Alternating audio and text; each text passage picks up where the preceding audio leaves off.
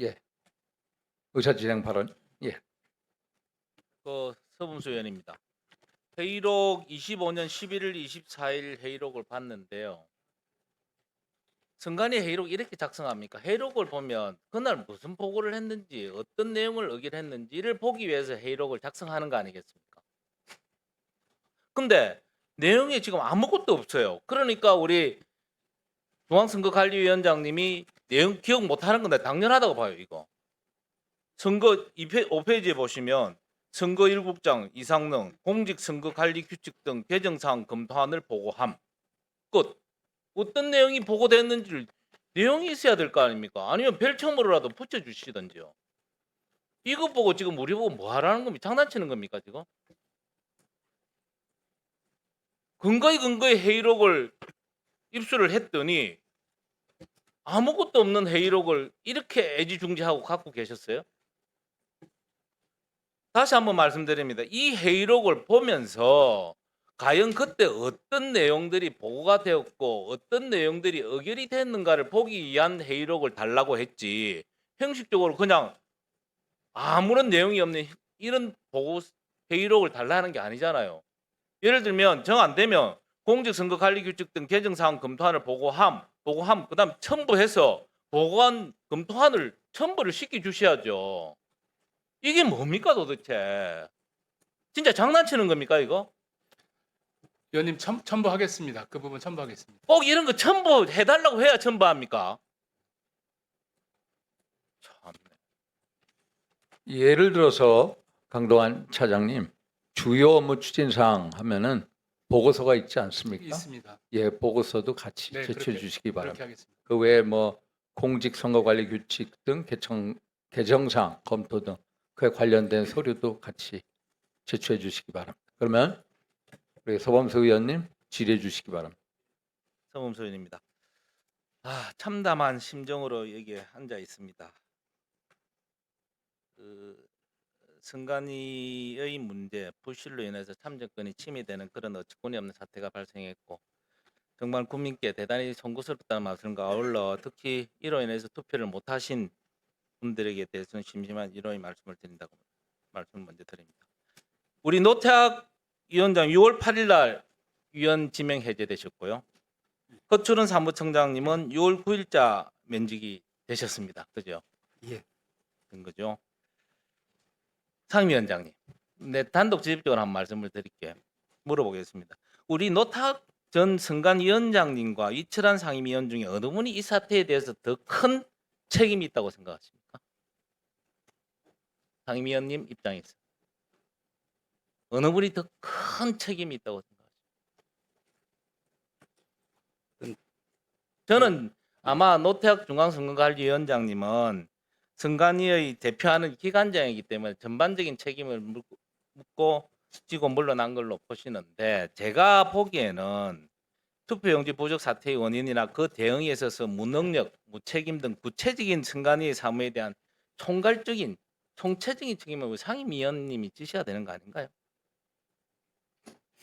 우리 9분의 선관위원님 중에 상임위원 어느 한 분 계시죠? 네, 그렇습니다. 중앙선관위원장님 비상임이시죠?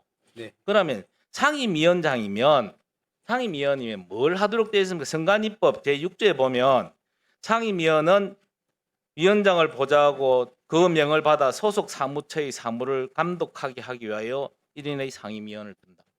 사무처 사무를 감독하기 위하여 이 명확하게 규정이 되어 있습니다. 그래서 저는 오히려 우리 상임위원님이 사퇴를 하시고 다른 분에게 책임 마무리를 할 수 있도록 해 주셔야 되는 게 아닌가 하는 생각인데, 지금 대행하시죠, 대행. 네, 중앙선관위원 대행하시죠, 네. 위원장. 네. 그 대행의 역할이 가장 큰 역할이 뭡니까? 지금 제일 크게 해야 되는 임무가 뭡니까?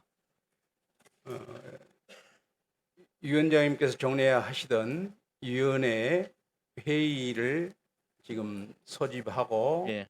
회의를 진행하고 그 정도만 하면 됩니까? 사무처의 내에 또 위원장 결재사항을 모두 아니 지금은 진상 규명, 책임 규명도 해야 되고 제도 개혁에 가장 큰 역할을 하셔야 되는 게 아닌가? 아까 우리 상임위원님 그러시대. 이게 네. 지금 제가 빠지면 총체적으로 안 돌아갑니다. 아무것도 못 합니다. 그런 이야기를 하셨잖아요. 네. 근데 제가 보기에는 가장 큰 책임이 있는 분이 지금 그 자리에 앉아서 진상 조사를 하겠다, 책임 규명을 하겠다, 제도 개선을 하겠다라고 하고 있습니다. 그것도 중앙선관위원장 대행으로 영전을 했어. 과연 국민들이 이걸 보시면 어떻게 생각하시겠습니까? 눈 가리고 앙한다고 생각 안 하십니까? 지난 25년 10월 1일 인사청문회 시에 네. 제가 우리 선관위원장 청문회 시에 우리 상임위원께 이재명 대통령의 사법연수원 동기이고 일명 밥친구라고 불리면서 각별한 인연이 된 것이 지명의 뒷배경이 아니냐라고 질문을 한 기억나시죠? 네. 그다음 2017년 문재인 대통령 후보의 캠프 공명선거본부장, 2023년 민주당 윤리위원회 위원장, 25년에 이재명 대통령 후보에 대한 지지선언 참여 등 정치적 행보를 이어온 탓에 과연 선관위원으로서의 자격이 있느냐? 없으니까 사퇴하는 게 바람직하다라고 이야기한 것도 기억이 나시죠? 네. 그때 상임위원께서는 열심히 잘 하겠습니다라고 답변을 하셨습니다. 기억나십니까? 네. 그리고 인사청문회 시 우리 상임위원께서 했던 모두 발언, 국민의 소중한 참정권이 올바르게 행사될 수 있도록 최선을 다해서 노력하겠다. 공정하고 흠없는 선거 관리를 통해서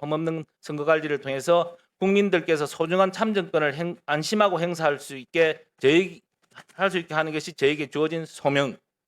이렇게 말씀을 하셨습니다. 네. 그렇게 잘 되어 왔습니까? 열심히 잘하겠다는 다짐의 결과, 그리고 최선을 다하겠다는 그 결과가 요 모양 요 꼴이 났는데요. 말에 대한 책임은 지셔야 되는 거 아닙니까? 상임위원님. 이 사태가 발생했을 때 노태학 중앙선거관리위원장과 허철은 사무총장은 물러가고 대신에 위철한 상임위원이 대행을 하고 강동환 사무처장이 사무총장 대행을 한다고 누가 결정을 했습니까? 그 결정 경위가 어떻게 됩니까? 상임위원님. 사임하는 것은 본인 두 분께서 순수하게 본인 의사입니까? 네, 네, 본인들께서 그때 네. 우리 상임위원님은 내가 물러나는 게 맞지 않느냐라고 그런 생각 안 드셨어요? 저도 뭐 그런 생각을 안 한 건 아니고 그렇습니다만은 지금 현재로서는 업무 자체가 공백이 돼 버리면은 자꾸 그런 네. 부분이 문제가 있는 거 아니겠습니까? 내가 없더라도 얼마든지 이 조직은 또 새롭게 돌아가고 또 그 책임이 있는 분이 그 자리에 계시니까 자꾸 진상 규명이 잘 안 되는 것 같기도 하고 회의록 자체도 안 내주고 뭔가 숨기려고 하는 모습들이 지금 보이는 거 아니겠습니까? 그런 부분들이 안타까워요 지금. 네. 모르겠습니다. 상임위원님의 입장에서 충정해서 그런 말씀을 하실지는 몰라도 국민들이 보시기에는 네. 저렇게 책임이 있는 사람이 왜 저 자리에 앉아서 그것도 대응을 가지고 그 자리에 앉아 있는 사람이 가장 큰 책임자인데 그 책임자가 오히려 모든 걸 지휘하고 진상 규명을 하고 책임 규명을 하겠다는 게 과연 국민들한테 납득이 되겠느냐는 거죠. 그다음에 노태학 선관위원장님, 3월 3일이 임기 만료죠 대법관. 예, 그렇습니다. 그러면 나가셔야 되는 거 아닌가요? 저 그해 1월부터 청문 일정을 감안해서 사임서를 제출했습니다. 그런데 왜 못 나가시고 계속 계셨습니까? 지명권자께서 해제를 안 해주셔서 계속 그거는 결국은 예, 제가 알기로는 조희대 대법원장이 2월 26일 날 후임 선관위원으로 천대엽 대법관을 지명했는데 민주당에서 청문회 거부한 거 아닙니까? 그것 때문에 결국은 계속 계신 거죠. 뭐 그 과정에서 저로서는 잘 모르고 있습니다. 예. 저희들은 그렇게 생각하거든. 그러니까 저는 이 사태도 사실은 죄송하지만 제대일 지난 말년병장이 지금 앉으셔가지고 중앙선관위에 계시면서 업무를 하시다 보니까 이런 문제가 난 게 아니냐. 그래서 우리 위철한 상임위원도 마찬가지고 노태학 선관위원장님도 마찬가지고 지금 그 자리에 계셔서 이 문제가 났다고 보거든요. 우리 위철한 상임위원께서는 이재명 대통령과의 친분, 그다음에 노태학 위원장님께서는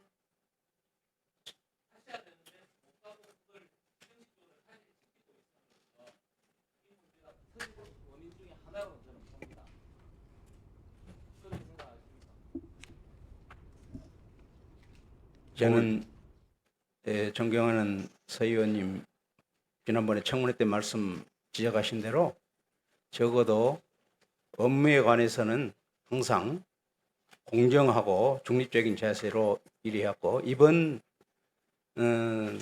투표용지 부족 사태는 정말 국민과 여기 위원님들께 정말 죄송하지만은 그거하고는 별개 문제다. 어차피 네. 네, 그렇습니다. 예. 우리 노태학 증인도 한 말씀 하시겠습니까? 저로서는 어쨌거나 뭐 근무하는 동안 최선을 다하지 못했다는 점에 대해서는 뭐 입이 10개라도 할 말이 없습니다. 송구하게 생각합니다. 예, 수고하셨습니다. 다음 양분남 의원님 질의해 주시기 바랍니다.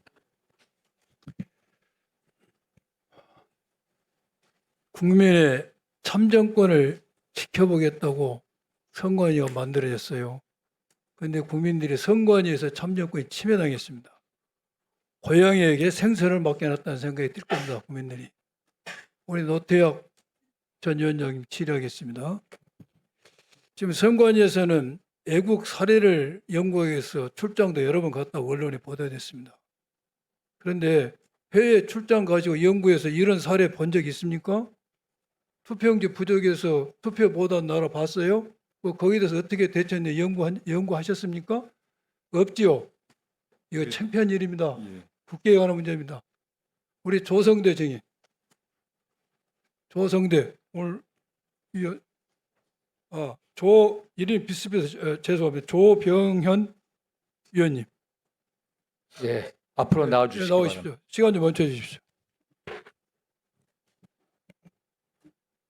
이쪽으로 서셔야지 제가 보죠. 예.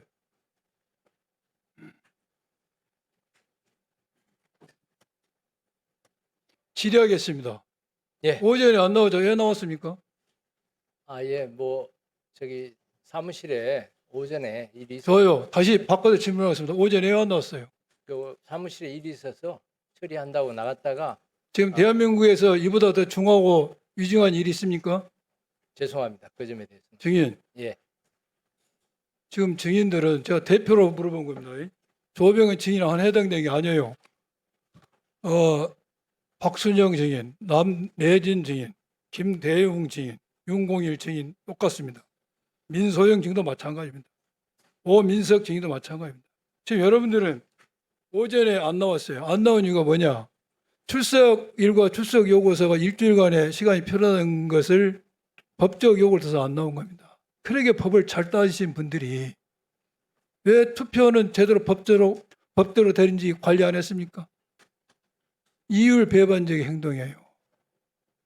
너무나 부끄럽지 않습니까? 국민들 보기에 뭐 하신 분들입니까?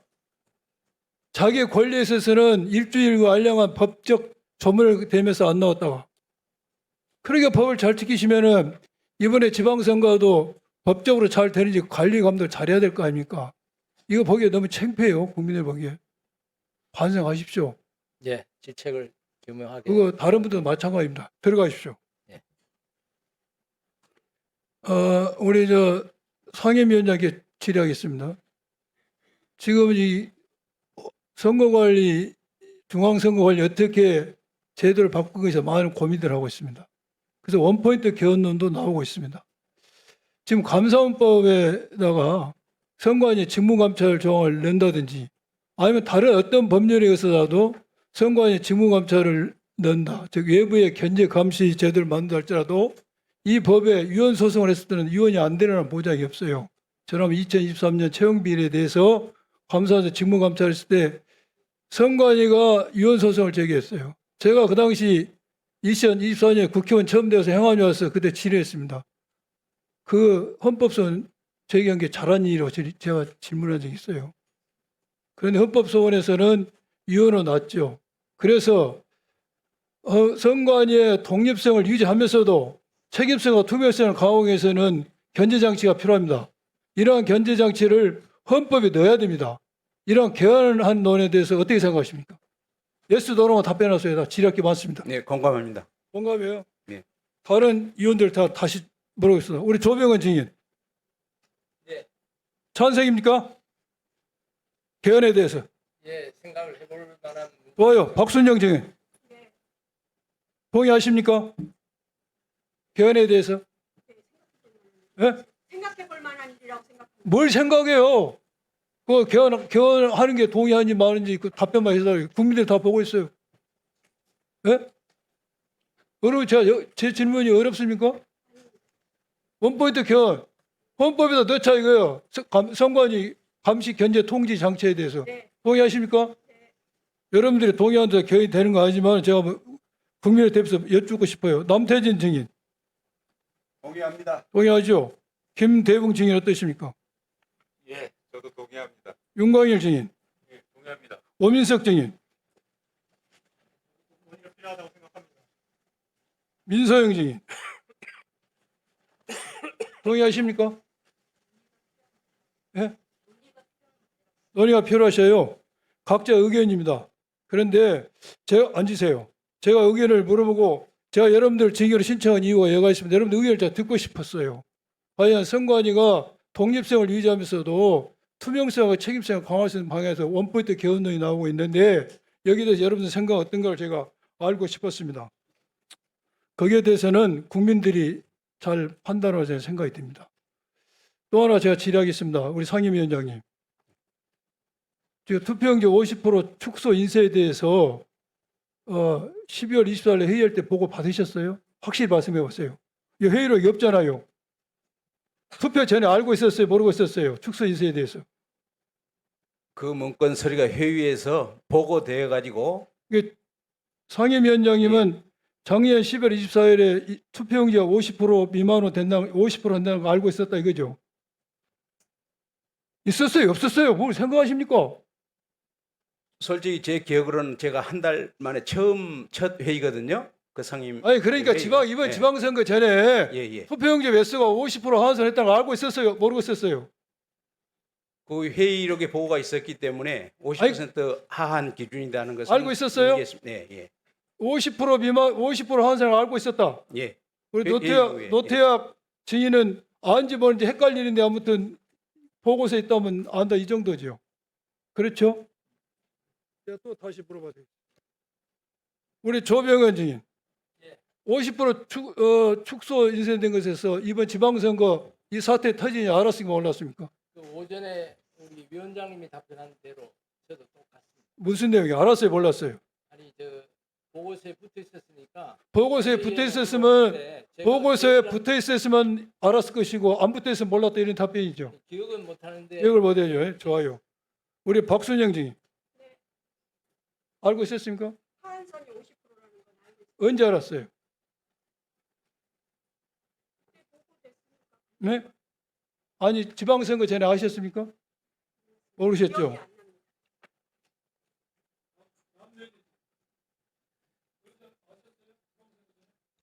그 11월 24일 날 보고한 보고사는 이런 일을 사무처에서 마이크 좀 갖다 주시죠.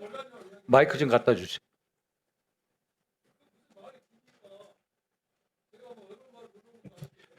저기 할 예정 보고였기 때문에 나중에 본안이 올라올 거로 생각했는데 본안은 올라오지 않아 가지고 충분한 검토를 못했습니다.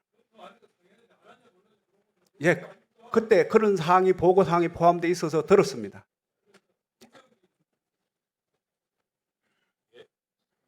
저는 그날 법원 업무 때문에 불참을 했는데요. 사실 그 전에는 몰랐어요. 예.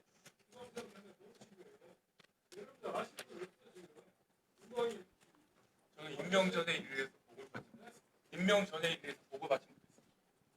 저는 올해 3월에 말에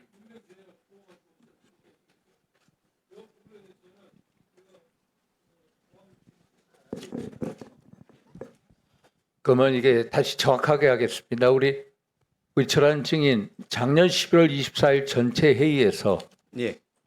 투표용지 축소 50% 인쇄 결정을 보고 받은 것을 인지하고 계셨습니까? 예, 그 안을 그 회의에서 보고를 했으나 논의는 없었다. 논의는 없었고 대면 보고도 없었고 12월에 우리 입사할 때- 사무총장께서 전결할 때 미리 보고도 없었다. 그렇죠. 정결은 그 이후에 이후에 했죠. 그 12월에. 회의에 서류로 보고하고 전결 처리를 지침 전결을 하고 선거정책실장께서 나중에 또 편람으로 전결 처리를 한 걸로 알고 있습니다. 그러니까 그 전에 예. 12월 24일 전체 회의 회의에서- 이후에 예, 우리 예. 허철원 사무총장이나 예. 선거정책실장으로부터 지침 보고받은 전결. 적은 그건 없다. 아니 전결 사항이기 때문에 예, 정결 그 사항이기 이후에는 때문에 보고하는 없다라는 거죠. 거죠. 예. 대면 보고도 없었다. 예. 또 대학 증인께서는 그 11월 24일 보고서에 나와 있는 것을 최근에 사건이 터졌을 때도 처음에 인지하지 못했다라는 얘기죠. 그 얘기고 나머지 우리 그 증인분들 중앙선거관리위원회 거기서 그 당시에 보고된 것을 인지하고 계신 분이 어떤 분이십니까? 예, 한 분이시네요. 한 분, 알겠습니다. 그러면 다음 질의를 우리 신동욱 의원님 질의해 주시기 바랍니다. 예, 서울 서초구의 신동욱입니다. 서초구도 일부 투표용지 부족 사태가 일어났던 곳입니다. 좀 이어서 질문을 좀 드릴게요. 위철한 정의님께 드릴게요. 지금 이 핵심은 어쨌든 이 사태의 핵심은 투표용지가 부족하게 된 근본 원인, 그러니까 하한선을 50%로 하고 지역마다 자율적으로 투표용지를 찍을 수 있게 만든 이것에서부터 출발하는 것입니다. 네. 근데 이게요, 저희가 가지고 있는 자료에 보면 2025년 12월 달에 사무총장 전결로 결재가 되고 이 지시가 하달이 됩니다. 그런데 그 다음에 일어난 일들을 한번 보세요. 우리 잠깐만 화면 잠깐 보여주세요. 이게요, 보세요. 지금 50%로 지금 인쇄를 한 곳이 34곳이고 50에서 55가 15. 보세요 한번. 중구난방입니다. 전국적으로 중구난방입니다. 그런데 우리 선관위원님들이 이런 문제에 대해서 몰랐다면 정말로 심각한 문제고, 그런데 11월에 이미 그런 식으로 개정을 할 거라는 걸 보고 받았다는 분도 계세요. 근데 이거는 도대체 어떤 기준으로 50%라는 것을 결정을 했고, 더 중요한 문제는 그 50%라는 하한선만 결정을 해놨을 뿐이지 50%를 하든 51%를 하든 55%를 하든 그거는 어떤 기준으로 누구에게 맡기라고 좀 이렇게 해놓으신 거예요? 그것은 위임 정결 규정에 보면은 심을 총괄하는 사무총장께서 그 지침을 정결사항으로 처리하고 그 자, 잠깐만, 이후에 당시 우리 사무총장이시죠? 이게 도대체 이렇게 하면 이런 문제가 생길 가능성이 매우 높다는 것은 삼척 동자도 아는 것인데 왜 이 질문을 드리냐 하면 이게 굉장히 그 부정의 그 말하자면 그 어떤 그 결정권자에 따라서 부정의 소지가 굉장히 높게 이미 설계가 됐다는 거예요. 그게 왜 이렇게 하신 거예요? 그 인쇄 비율 하한 기준은 이제 계속 축소가 되어 왔고요. 그리고 인쇄 비율 하한 기준은 50% 하한 기준은 99위원회가 그 동별 투표소별 그런 그 최근 선거의 투표율이나 그러니까 50%를 하든 55%를 하든 이건 이전부터 이미 자율적으로 찍었던 겁니까? 그래서 하한부터 100%까지 인쇄할 수 있기 때문에 99위원회가 자율적으로 결정하도록 한 부분이고요.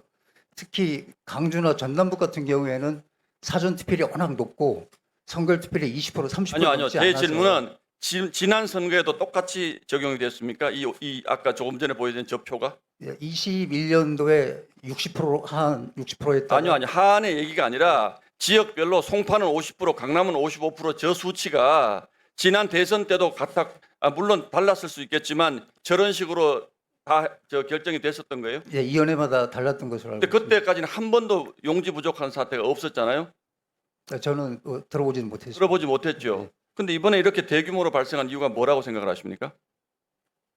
그 투표용지를 그 이제 인쇄비를 결정하고 동별 투표소로 배분을 할 때 그 동별 투표소별 특성, 투표 상향 이런 것을 고려해서 아니요, 그러니까 해야 되는데 자, 혹시 그 투표소 그 화면 좀 잠깐 보여주게. 용지 부족으로 투표 중단된 투표소 개수 한번 보세요.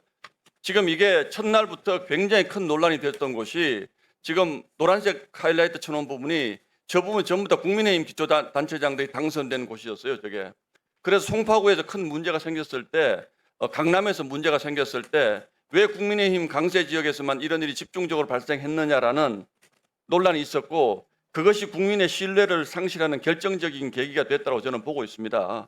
그런데 이런 것들에 대한 아무 고려 없이 이거를 누구 마음대로 이렇게 결정하고 그럼 송파가 50%로 결정을 했을 때 중앙선관위에서 그게 50%가 적정한지에 대한 논의가 있었습니까?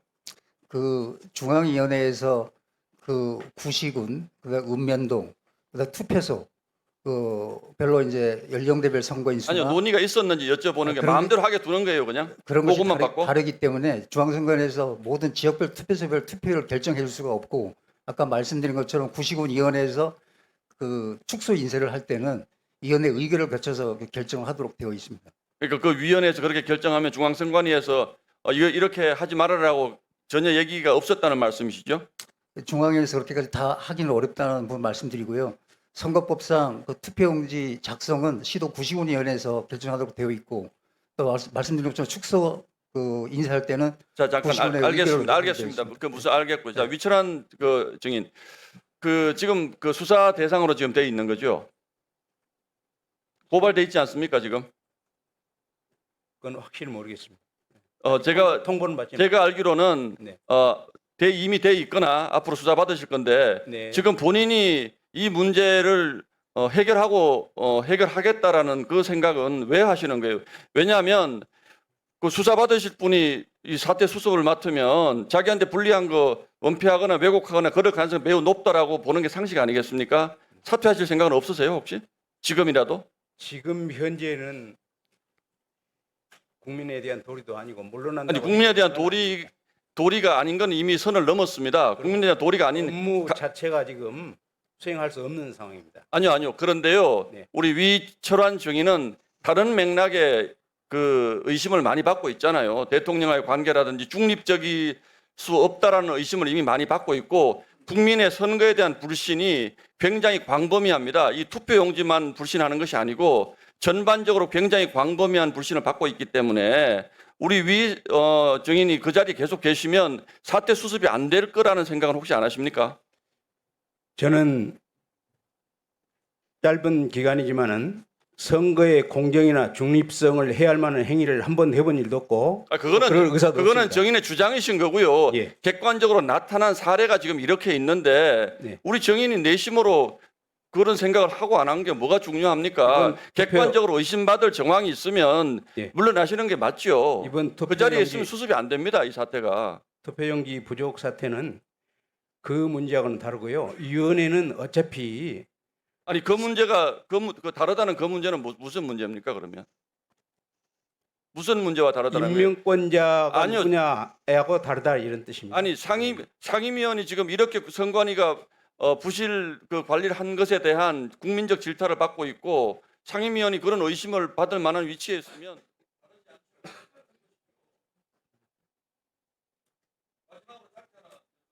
네. 네.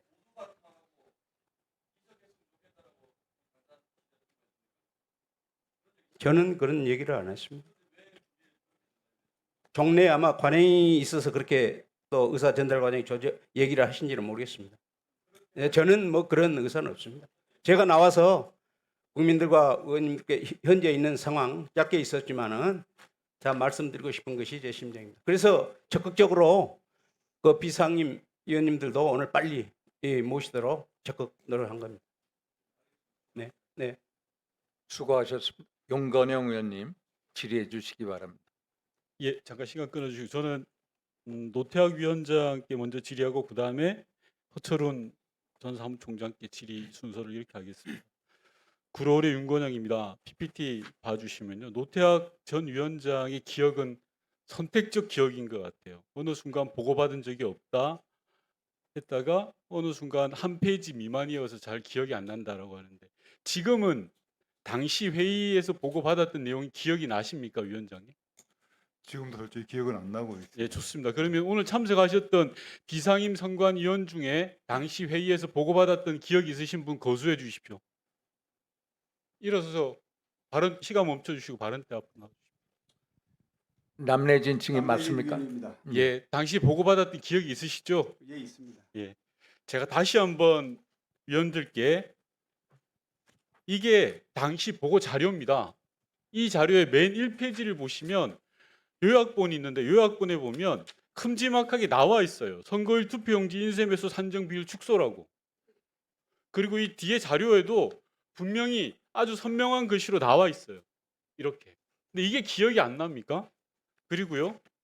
오늘 뒤늦게 선관위가 제출해 주신 회의록을 보면 5페이지부터 10페이지 넘는 이 구간에 요 내용을 토론하는 게 나와요. 근데 왜 이렇게 다들 기억을 못 합니까? 저는 말이 안 된다고 생각하고요. 편한 대로만 기억을 해서 그런 거예요. 다음 PPT요. 허철훈 증인께 묻겠습니다. 예, 2월부터 선관위에 선거 상황실 구성됐죠. 예, 수십 명이 근무했죠. 예, 그렇습니다. 묻겠습니다. 투표 중단은 아주 중차대한 사안입니까? 아닙니까? 예, 중차대한 사안입니다. 자, 좋습니다. 투표 당일날 저렇게 3번씩이나 투표 중단 사례가 있었습니다. 그런데 어떠한 상황 전파도 없었습니다. 당시 사무총장으로서 상황 전파 받은 게 있습니까? 제가 예, 아니오로만 답변하십시오. 받은 게 있습니까? 없습니까? 5시 전후로 해서 보고를 받았습니다. 그러니까 아니 투표 중단 사태에 받은 게 있냐고 묻잖아요. 예, 5시 전후에 보고 받았습니다. 이때 바로 보고를 받았다고요? 좋습니다. 다음 PPT 봐줄게요. 선관위 상황실은 설치 운영 계획상 1일 보고서 작성이 의무화되어 있습니다. 그런데 당시에 투표 당일 보고서와 상황 일치마저 투표 중단에 대해서 보고된 적이 없습니다. 맞습니까? 이 부분은 제가 확인해서 보고를 드립니다. 뭘 확인합니까? 우리가 다 확인을 했는데요. 사무총장이나 하셨다는 분이 이걸 모릅니까? 어떻게? 그리고 투표 중단이 중차대한 상황이라면서요. 그런 상황이 여럿이 반복되고 누적되고 결국에 파행까지 이르는데 이걸 모릅니까? 다음 PPT 봐주십시오. 시간 잠깐 멈춰주시고 선관위 선거관리과장 앞으로 발언대로 나와주세요.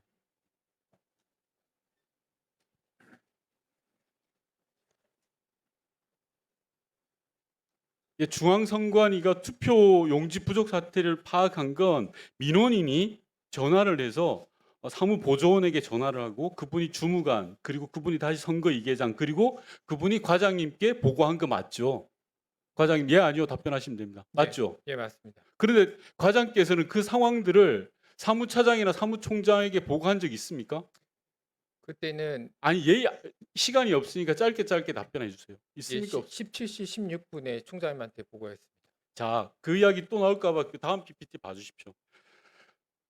앞서도 사무총장이 보고를 받았다고 하는데요. 사무총장은 누구한테 이야기를 들었냐고 하면 자, 기자가 선관위 공보과로 전화를 합니다. 이런 상황을 알고 있냐? 그러니까 모르고 있던 공보과에서 사무총장 그리고 사무차장 노태학 위원장에 보고합니다. 선거 상황실은 이 기간 동안 아무것도 안 하고 손을 놓고 있었던 거예요. 상황 체계 자체가 무너진 겁니다. 그러니까 대응이 안 되고 수습이 안 되는 거예요. 허철훈 전 총장님 그렇지 않습니까? 제 말이 틀린 부분이 있습니까? 죄송하게 생각합니다.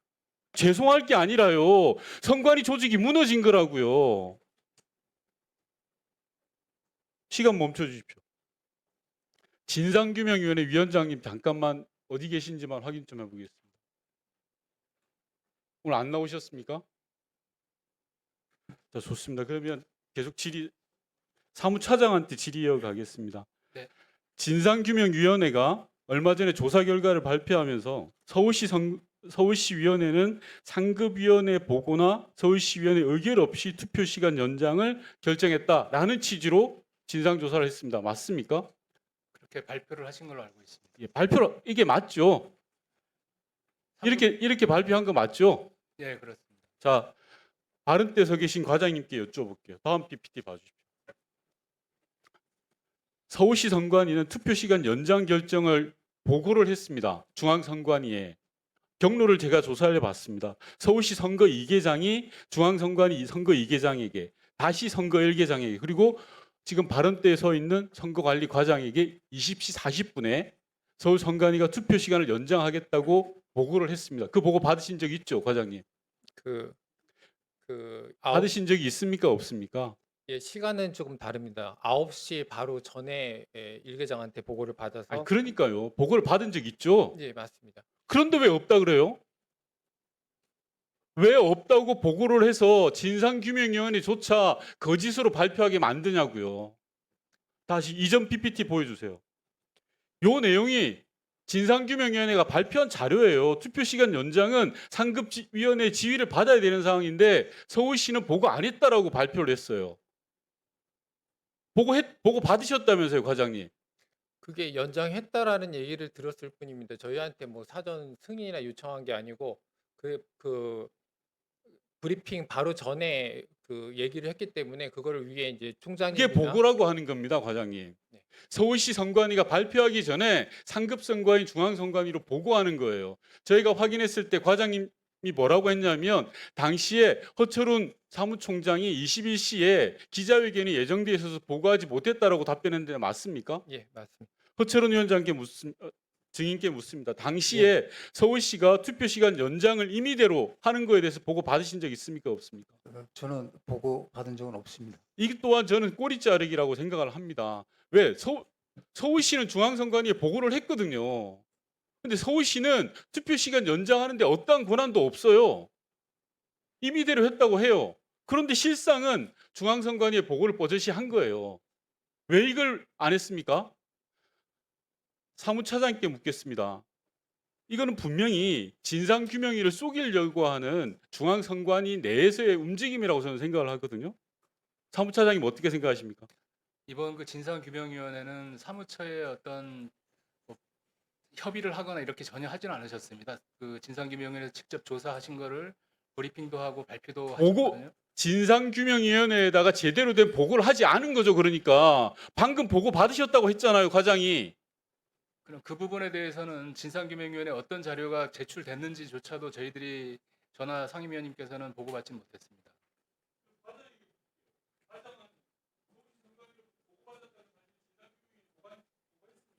아니요, 그 부분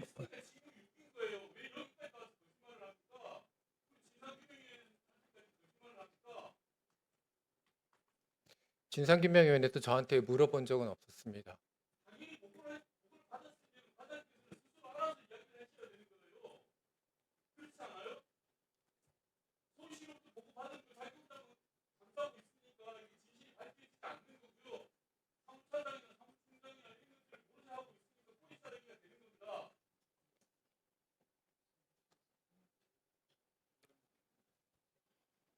결국 보고를 받았는데 진상규명위원회는 얘기를 안 했다. 맞죠, 증인? 예, 저는 그게 보고라고 생각하진 않았습니다. 예, 죄송합니다. 그래도 그 상황을 말씀드려야죠. 그러니까 예, 그때 바로 기자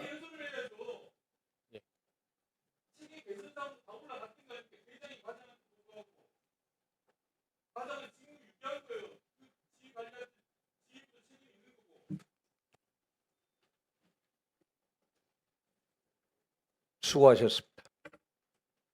다음 이준석 의원님 질의해 주시기 바랍니다.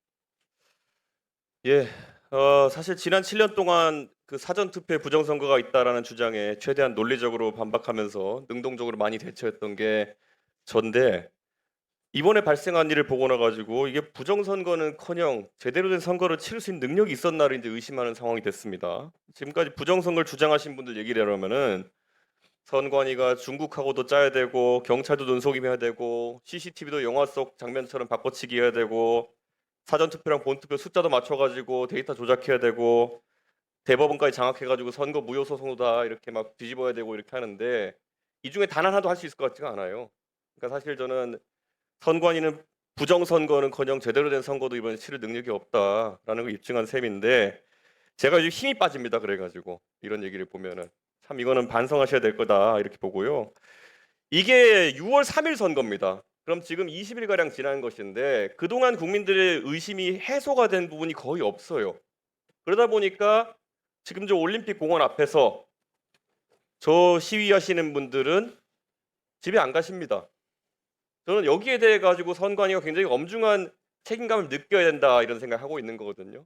이 부정선거로부터 나온 게 7년째인데 7년 동안 이 많은 예산을 받는 국가 선거의 주무기관이 이거 음모론 잠재우지 못하다가 지금 이제 본인들의 중대 과실로 인해 가지고 이제 국민들이 실제로 과거에도 부정선거가 있었구나라고 의심할 수밖에 없는 단계에 돌입하게 된 거.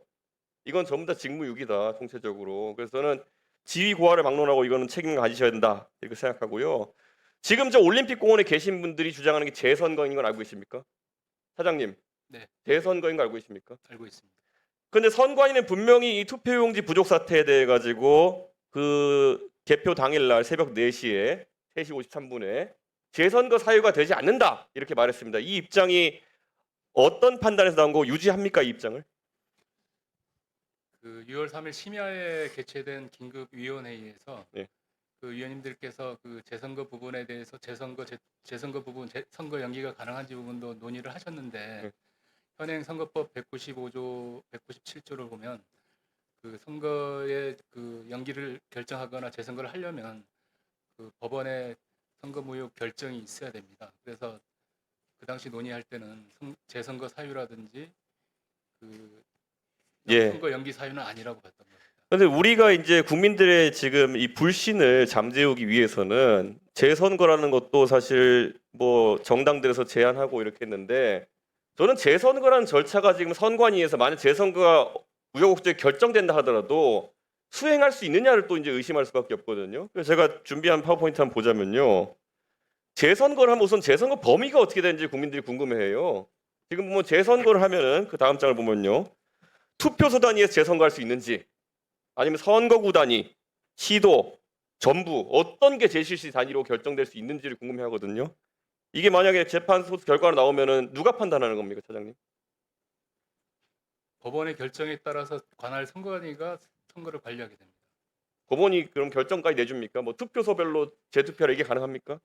그렇습니다. 그 지금 197조의 그 선거의 일부 무효로 위한 재선거는 그 재선거를 실시할 투표구를 정하게 돼 있습니다. 그 해당 투표구에 대해서만 그러면 지금 이번에 문제가 된 건 본투표 아니겠습니까? 투표용지 부족은? 그러면 사전 투표도 다시 합니까? 본투표만 다시 합니까? 그 부분은 법원의 결정에 따라야 될 것 같습니다. 근데 이게 어떤 결정을 하더라도 전 논리적 모순이 되는 게 자, 사전 투표는 이미 투표하신 분이 많습니다. 전국 단위 선거였지 않습니까?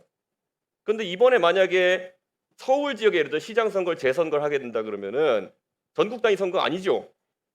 서울에 대해서만 선거를 치르게 됩니다. 그렇죠. 그러면 우선 사전 투표를 다시 하는 건 거의 어렵죠. 관외 사전 투표를 할 수가 없는 거죠. 그렇습니다. 그러니까 사실 사전 투표를 다시 할 수 있는 방법은 없다. 그럼 본 투표만 다시 하면은 사전 투표하신 분들은 하던 대로 했을 거고 원래 본 투표는 전국 동시 선거니까 휴일에서 많은 분이 투표했을 거 아닙니까? 그 사전 투표는 투표하신 분들이 이미 기록이 되어 있습니다. 그렇죠. 기록돼 있고 근데 본 투표 그러니까 사전 투표 안 한 분들만 다시 투표해야 되는데 이분들이 잠재적 본 투표 대상자인데 원래 우리 6월 3일에 선거할 때는 전국 단위 선거니까 휴일이었단 말이에요. 그렇습니다. 그런데 만약에 본 투표할 때는 이제 휴일 지정이 안 될 거 아닙니까? 서울만 다시 하면 안 되는 거죠. 그 부분은 저희 선관위에서 결정하는 게 아닙니다. 그 휴일과 관련해서는. 과거에 21년에 박원순 시장 돌아가시고 선거했을 때 휴일 아니었잖아요. 그러니까 아닐 것 그때는 아닙니까? 아니었습니다. 그럼 아니면은 자 이번에 투표 성향이 명확하게 갈렸어요. 예를 들어서 특정 정당을 지지하는 사람이 사전 투표 많이 하고 특정 정당 많이 지지하는 본 투표 많이 하고 그런데 본 투표 투표율이 떨어지면은 선거 결과에 왜곡이 나지 않겠습니까? 이거 병합할 수 있는 선거입니까? 사전 투표랑 본 투표 새로 해가지고 그 부분은 저희들이 판단하기 어렵습니다. 그러니까 법원도 판단을 못하는 거예요. 사전 투표를 다시 하자 그러면은 관외 사전 투표가 없어졌기 때문에 뭐 이게 사전 투표 하신 분들이 완전 모수가 달라지는 거고 본 투표만 다시 하면은 이미 투표했던 사전 투표 결과에 본 투표 결과 섞으면은 무조건 선거 결과 바뀝니다. 그것도 당선된 사람이 떨어지는 방향으로 바뀔 겁니다. 그럼 이거는 또 다시 더 큰 혼란 낳는 거 아닙니까? 예를 들어 이거 양자택일할 수 없는 문제인데 이거 할 수 있습니까 재선거? 저는 그리고 그 다음 장 한번 보면요. 재선거라는 우리가 경험 안 해봐서 그런데요. 뭐 보궐선거는 모르겠지만은 이거 한번 물어볼게요. 재선거 하는데 만약에 기존에 나왔던 후보가 6.5 사태가 되면은 정당이 후보를 교체할 수 있습니까? 총장님 어떻게 보십니까? 사장님. 완전히 재선거라면 선거 절차가 새롭게 시작된다고 봐야 될 것 같습니다. 그런가요? 재선거인데 그러면 후보 등록부터 다시 합니까? 이거 규정이 있습니까? 아까 부분 재선거 얘기했잖아요. 그럼 부분 네. 재선거는 사전 투표 결과 유지하면서 본투표했는데 후보가 바뀌면 말이 안 되잖아요. 그 197조 그 일부 재선거가 일부 무효로 인한 재선거 같은 경우는 그 절차 자체를 다 유지하고 그 해당 투표구에 대해서만 그러니까 제가 지금 드린 말씀 거죠. 투표만 다시 하는 건데 네. 그 사이에 후보의 유고가 생겼어요. 만약에 후보가 뭐 선거법 재판을 받다가 뭐 3심 유죄가 나가지고 뭐 사라지는 상황이 발생했어요. 그럼 정당이 후보 다시 공천 못 합니까? 그 부분은 조금 검토해 제가 오늘 하루 종일 이거 질문 드릴 네. 텐데요. 재선거를 바라는 국민들이 저렇게 많이 나가가 시위하고 있는데 선관위는 재선거 절차가 하나도 준비가 안 돼 있고 지금 규정상으로도 다 구멍이에요. 그럼 이 상황 속에서 저 시민들은 이것도 안내받지 못하고 선관위에서는 당일날 4시에 재선거 사유가 되지 않는다 이 말만 하고 그다음에 재선거에 대해 가지고 검토를 안 하고 있는 것 같아요. 오늘 계속 제가 본 의원 이거 물어보면서 얼마나 지금 재선거에 대해서 준비가 안 돼 있는지 수고하셨습니다. 다음 이광희 의원님 질의해 주시기 바랍니다. 잠깐 좀 멈춰 주시고요.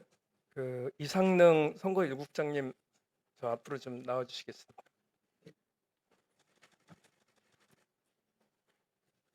이번 그 선거를 이번 이 문제를 통해서 선관위가 어떤 대한민국 선거 민주주의 역사의 최대의 위기에 봉착을 했다고 생각을 합니다.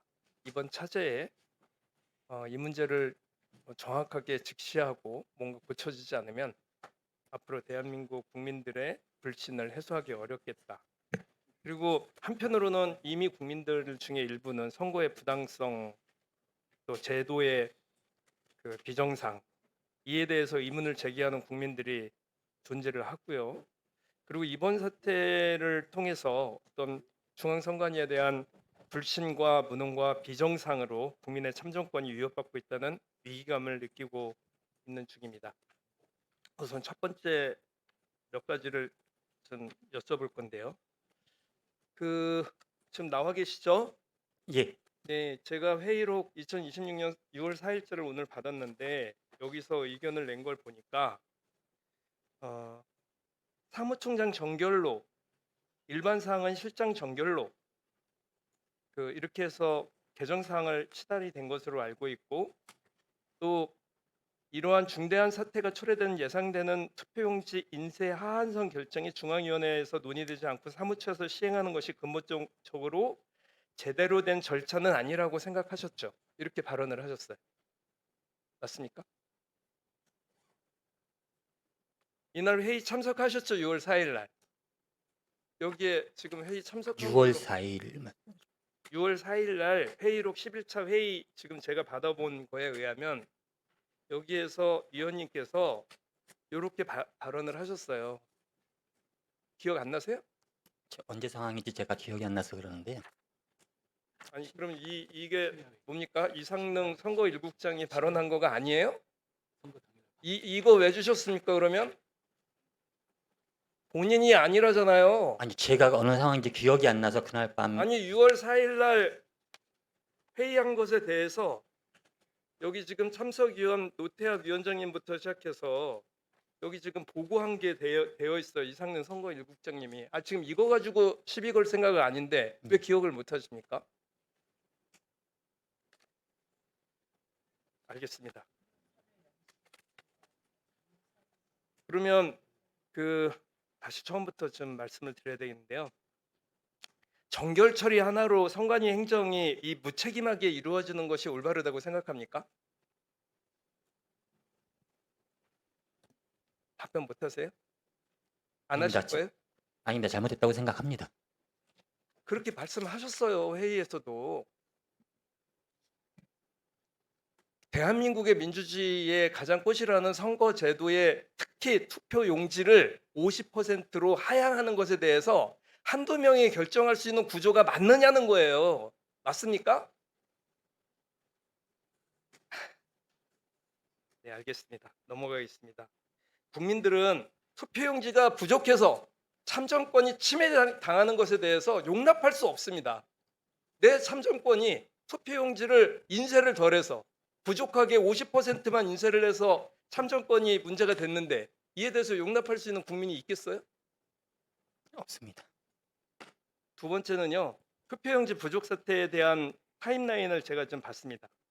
처음에 문제가 생겼었던 때는 067 제 지역구인 청주시 서원구에 성화 계신 중림 제5투표소에서 투표 중단 사태가 처음에 있었고요. 이게 전체적인 타임라인상 첫 번째 선관위에 보고가 됐었던 사안입니다. 두 번째는 11시 34분에 잠실 사동에서 송파구 선관위가 최초 잔여매수 보고하는 인지가 있었어요. 그로부터 2시 40분경 해당 투표소에서 투표가 중단이 되고 그리고 4시 25분에 처음으로 상황을 인지합니다. 이 시스템이 맞다고 생각하십니까? 이게 정상적 시스템이에요? 어떻게 생각하십니까? 본인은 이 회의록에 의하면 오전 위원회로 11시 40분경에 문의했는데 중앙위원회에 보고하지 못한 부분은 상하급 위원회 지휘 체계가 무너졌고 이번 사태를 키운 원인이라 이렇게 말씀하셨어요. 그렇게 생각하시죠? 예, 맞습니다. 이 무능과 불통 사태에 대해서 선관위는 어떤 식의 책임을 져야 됩니다. 지금까지 70년 동안 선거를 지휘해 오면서 이런 사태가 일어날 수 있는 게 왜 일어났을까요? 제가 2026년 2월 27일 우리 노태학 위원장님이 참여하셨던 종합상황실 개소식 이 보도 사진입니다. 이거 보시면요. 여기서 뭐 했죠? 여기 노태학 위원장님 여기 이 상황실이 뭐 하는 상황실입니까? 본인이 참석하셨고 본격적으로 선거관리체제 돌입한다고 했는데 이거 뭐 하는 거죠?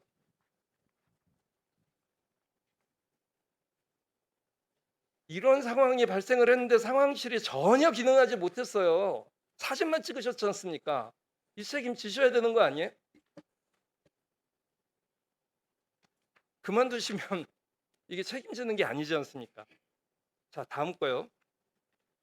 더군다나 선관위에서는 6월 3일 날 21시에 14개의 그 투표용지 부족 투표소가 생겼다고 그러더니 5일 날에는 67개, 8일 날에는 140개, 18일 날은 141개로 이렇게 뒷북 상황 파악을 하세요. 이 시스템이 대한민국 행정 그 효율적인 행정을 추구하는 그 행정 효율성에 맞는 얘기입니까 이게?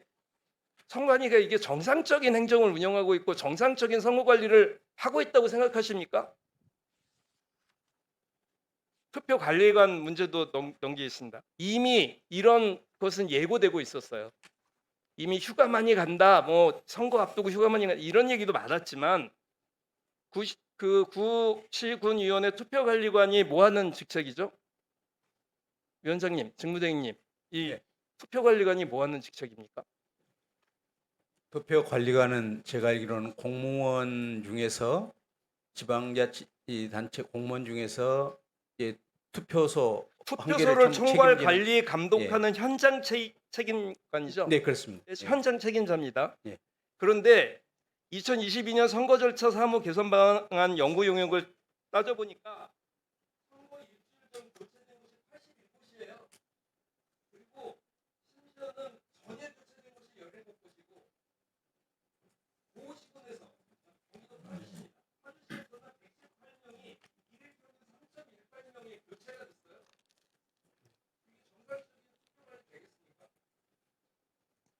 저는 지금까지 이 생활위원 하면서 벌써 이 선거관리위원회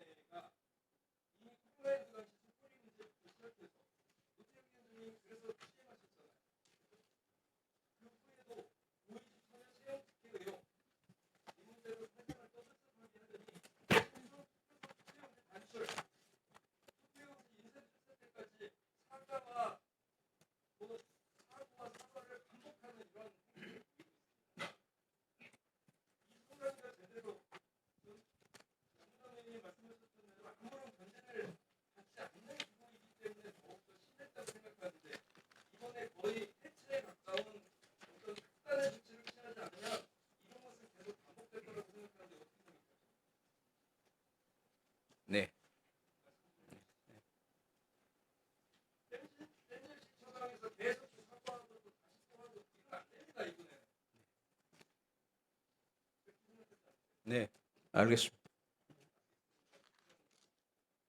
앞으로 뭐 개선 대책을 열심히 강구해 보겠습니다. 수고하셨습니다. 다음 정춘생 의원님 질의해 주시기 바랍니다. 네, 조국혁신당 정춘생입니다. 먼저 책임 소재를 분명히 하기 위해서 아까 존경하는 서범수 의원님의 질의에 이어서 유철한 증인께 여쭙겠습니다. 그 선거관리위원회의 최종 책임자는 누굽니까? 위원장입니까? 상임위원인 본인입니까? 법에는 뭐 위원장님이 모든 당연히 그 위원장이죠. 통과를 한 선거관리위원회법 걸로 규정이 돼 제5조 위원장 네. 그 보면은 위원장은 위원회를 대표하고 그 사무를 통할한다 이렇게 네. 되어 있습니다. 네. 그리고 상임위원은 위원장을 보좌하고 그 명을 받아 사무처의 사무를 감독한다 이렇게 되어 있습니다. 네. 그렇게 보면 위원장이 있는 게 맞고요. 다만 이 조직이 비상임으로 되어 있기 때문에 지금 책임 소재를 분명히 안 하고 있는 겁니다. 그래서 상임으로 해야 된다는 문제 제기들을 많이 하는 거고요. 이어서 질문하겠습니다. 지난 지방선거 당시 본투표에서 투표용지가 부족할 것으로 예상돼 용지를 추가로 송달받은 투표소가 몇 곳이죠? 몇 곳입니까? 아까 141곳 다르게 보고해서 아까 혼났잖아요. 예, 최종적으로 몇 곳입니까? 네, 141개. 141곳 최종 그렇죠? 예, 예, 이 중에서 실제로 송달된 용지를 사용한 곳은 91곳입니다. 맞죠? 예. 네. 이 중 잠시라도 투표가 중단됐던 곳은 26곳입니다. 그죠? 특히 서울 송파구의 상황이 굉장히 심각했었습니다. 투표가 중단된 전국 26개 곳 중 14곳이 송파구 투표소였습니다. 왜 이런 일이 발생했다고 생각하십니까? 가장 큰 원인이 50% 축소 인쇄한 거죠. 50% 축소 인쇄. 축소했는데 투표소마다 그 그러니까요. 예상을 못한 것 네, 같습니다. 네. 네. 그러니까 유구한 역사를 자랑하는 선거관리위원회에서 왜 이렇게 우리가 얼마나 IT도 발전했습니까? 예, 과학적 데이터에 근거해서 사전 투표율과 총 투표율 그동안 그 통계들이 있을 거 아닙니까? 해당 투표소에 투표율 통계들이 있을 거 아닙니까? 그리고 사전 투표 얼마 했다. 그러면은 본 투표에 얼마 예상이 된다. 그렇게 해서 적정하게 배분해야 되는데 네. 뭐 나중에 보도된 거 보면 알겠지만 투표용지가 부족했던 건 아니에요. 그렇습니다. 그렇죠? 예. 선관위가 잘못한 것은 각 투표소별로 투표율이 다른데 그거에 대한 대응을 못한 겁니다. 대면 실패입니다. 실패한 거죠. 예. 그런데 그것만 실패한 게 아니에요. 수단들이 있었어요. 예비 용지라고 아시죠? 예비 투표용지. 네. 3% 이내로 만들어 놓게 돼 있잖아요. 그것만 있어도 실패하지 않습니다. 근데 법적으로 할 수 있는 이런 것들 조치들을 안 했던 거예요. 당일날 우왕좌왕. 선거관리위원회 직원이 한 몇 개소의 투표소를 관리하죠? 듣기만 하고 대응도 안 하고 보고도 제때 안 되고 네. 그 사이에 우리 국민들은 투표를 못하는 일까지 발생을 했던 거예요. 여기에 선관위의 총체적인 무능과 지금 문제들이 다 드러난 겁니다. 그런데 이 개선책을 보면 너무 실망스럽습니다. 본질적으로 접근을 못하고 근본적인 대책들이 없어요. 감사 문제만도 그렇습니다. 지금 법적으로는 위헌 결정을 했기 때문에 못한다 이걸 이렇게 할 게 아니라 그러면은 외부 감사원의 감사를 가능하도록 하면 더 이상 선관위는 감사원의 감사를 안 받을 수가 없는 지경까지 온 거예요. 그건 선관위가 자초한 겁니다. 하도록 해야죠. 그러면 어떻게 가능할까? 이 대책을 갖고 와야지 적어도 국조특위 기관 보고 할 때는. 그런데 그런 게 하나도 없지 않습니까? 그 고민해 보셨습니까? 네. 만약에 아까 다른 의원님께서 말씀하신 대로 그러면은 그 부분은 원포인트 개헌이라도 해야 되지 않나 이렇게 보입니다. 그럼 반드시 국회와 함께 추진을 해야 된다고 보고요. 정결 처리 문제를 지적을 하겠습니다. 정결 처리 문제. 정말 국민의 참정권에 막대한 영향을 주고 직결되는 문제인데 종합관리 지침 작성 주체는 뭡니까 법적으로 어디입니까? 선거관리 중앙위원회잖아요. 그런데 그거를 어떻게 사무총장이 정결 처리해왔죠? 예를 들어서 이런 비유가 적당할지 모르겠는데 정당으로 치면 당원 당규 재개정 사항을 사무총장에게 위임했거나 국회로 보면 상임위원회 입법 권한을 갖고 있는 국회의원이 아니고 수석전문위원 정결했다는 이 얘기 비유가 똑같은 거예요. 여기 회의를 거치고 이런 축소 이런 결정이 투표에 어떤 영향을 줄까 굉장히 중요한 문제인데 어떻게 회의 하나 부치장 사무총장의 정결 처리를 지금까지 진행되어 왔는지 저는 그게 굉장히 정결이기 때문에 문제없다가 아니라 그걸 고쳐야 됩니다. 그래서 저도 이번에 그걸 보고 위임 정결 규정 그 자체를 뭐 법제화하든지 뭐 규칙으로 다시 만들든지 해야 된다고 이렇게 뼈저리게 느꼈습니다.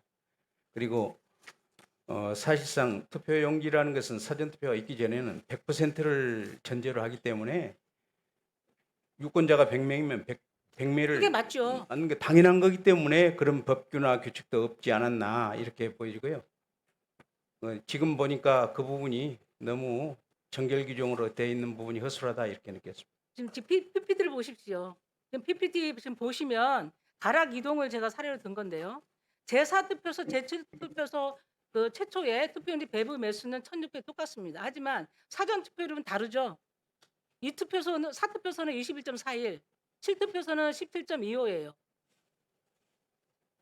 그리고 최종적으로도 선거 투표를 보면 48.73, 51.73 본투표율 이렇게 됐지만 한 곳은 투표용지 부족 사태가 미발생하고 한 곳은 발생한 거예요. 그러니까 사전 투표율 이런 상관 하나도 없이 똑같이 획일적으로 배분을 한 겁니다. 네.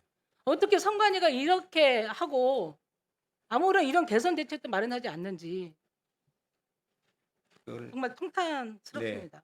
송구합니다. 송구하다 이게 아니고요. 저는 이거는 개선 대책을 저는 다시 보고해 주십시오. 이걸로 안 됩니다. 무슨 검토, 재검토, 재설계 아니고 답을 갖고 오세요. 답은 저는 나와 있다고 생각합니다. 선관위가 할 수 없는 답을 의견들을 들어서 갖고 오십시오. 다음 기간 보고 때 다시 오나요? 다음 기간 보고 때 다시 보고해 주십시오. 개선 대책. 이제 저는 선거 이제 좀 제도 보니까 뭔지 얼마 안 됐습니다만 살펴보니까 이게 위원회가 2원 구조로 되어 있더라고요. 위원회 하고 사무처 그러니까 사무처의 구체적인 선거 이게 관해서는 또 위원회에서는 뭐 지나치게 어떤 정치적 편향 이런 것에 흐르지 않도록 서로 견제하는 의결 기구가 되고 중요한 사항은 의결을 하도록 하는데 그 부분이 조금 사무처 일은 잘 모르는 경향이 있고 전문적인 기술이 한계가 있고요.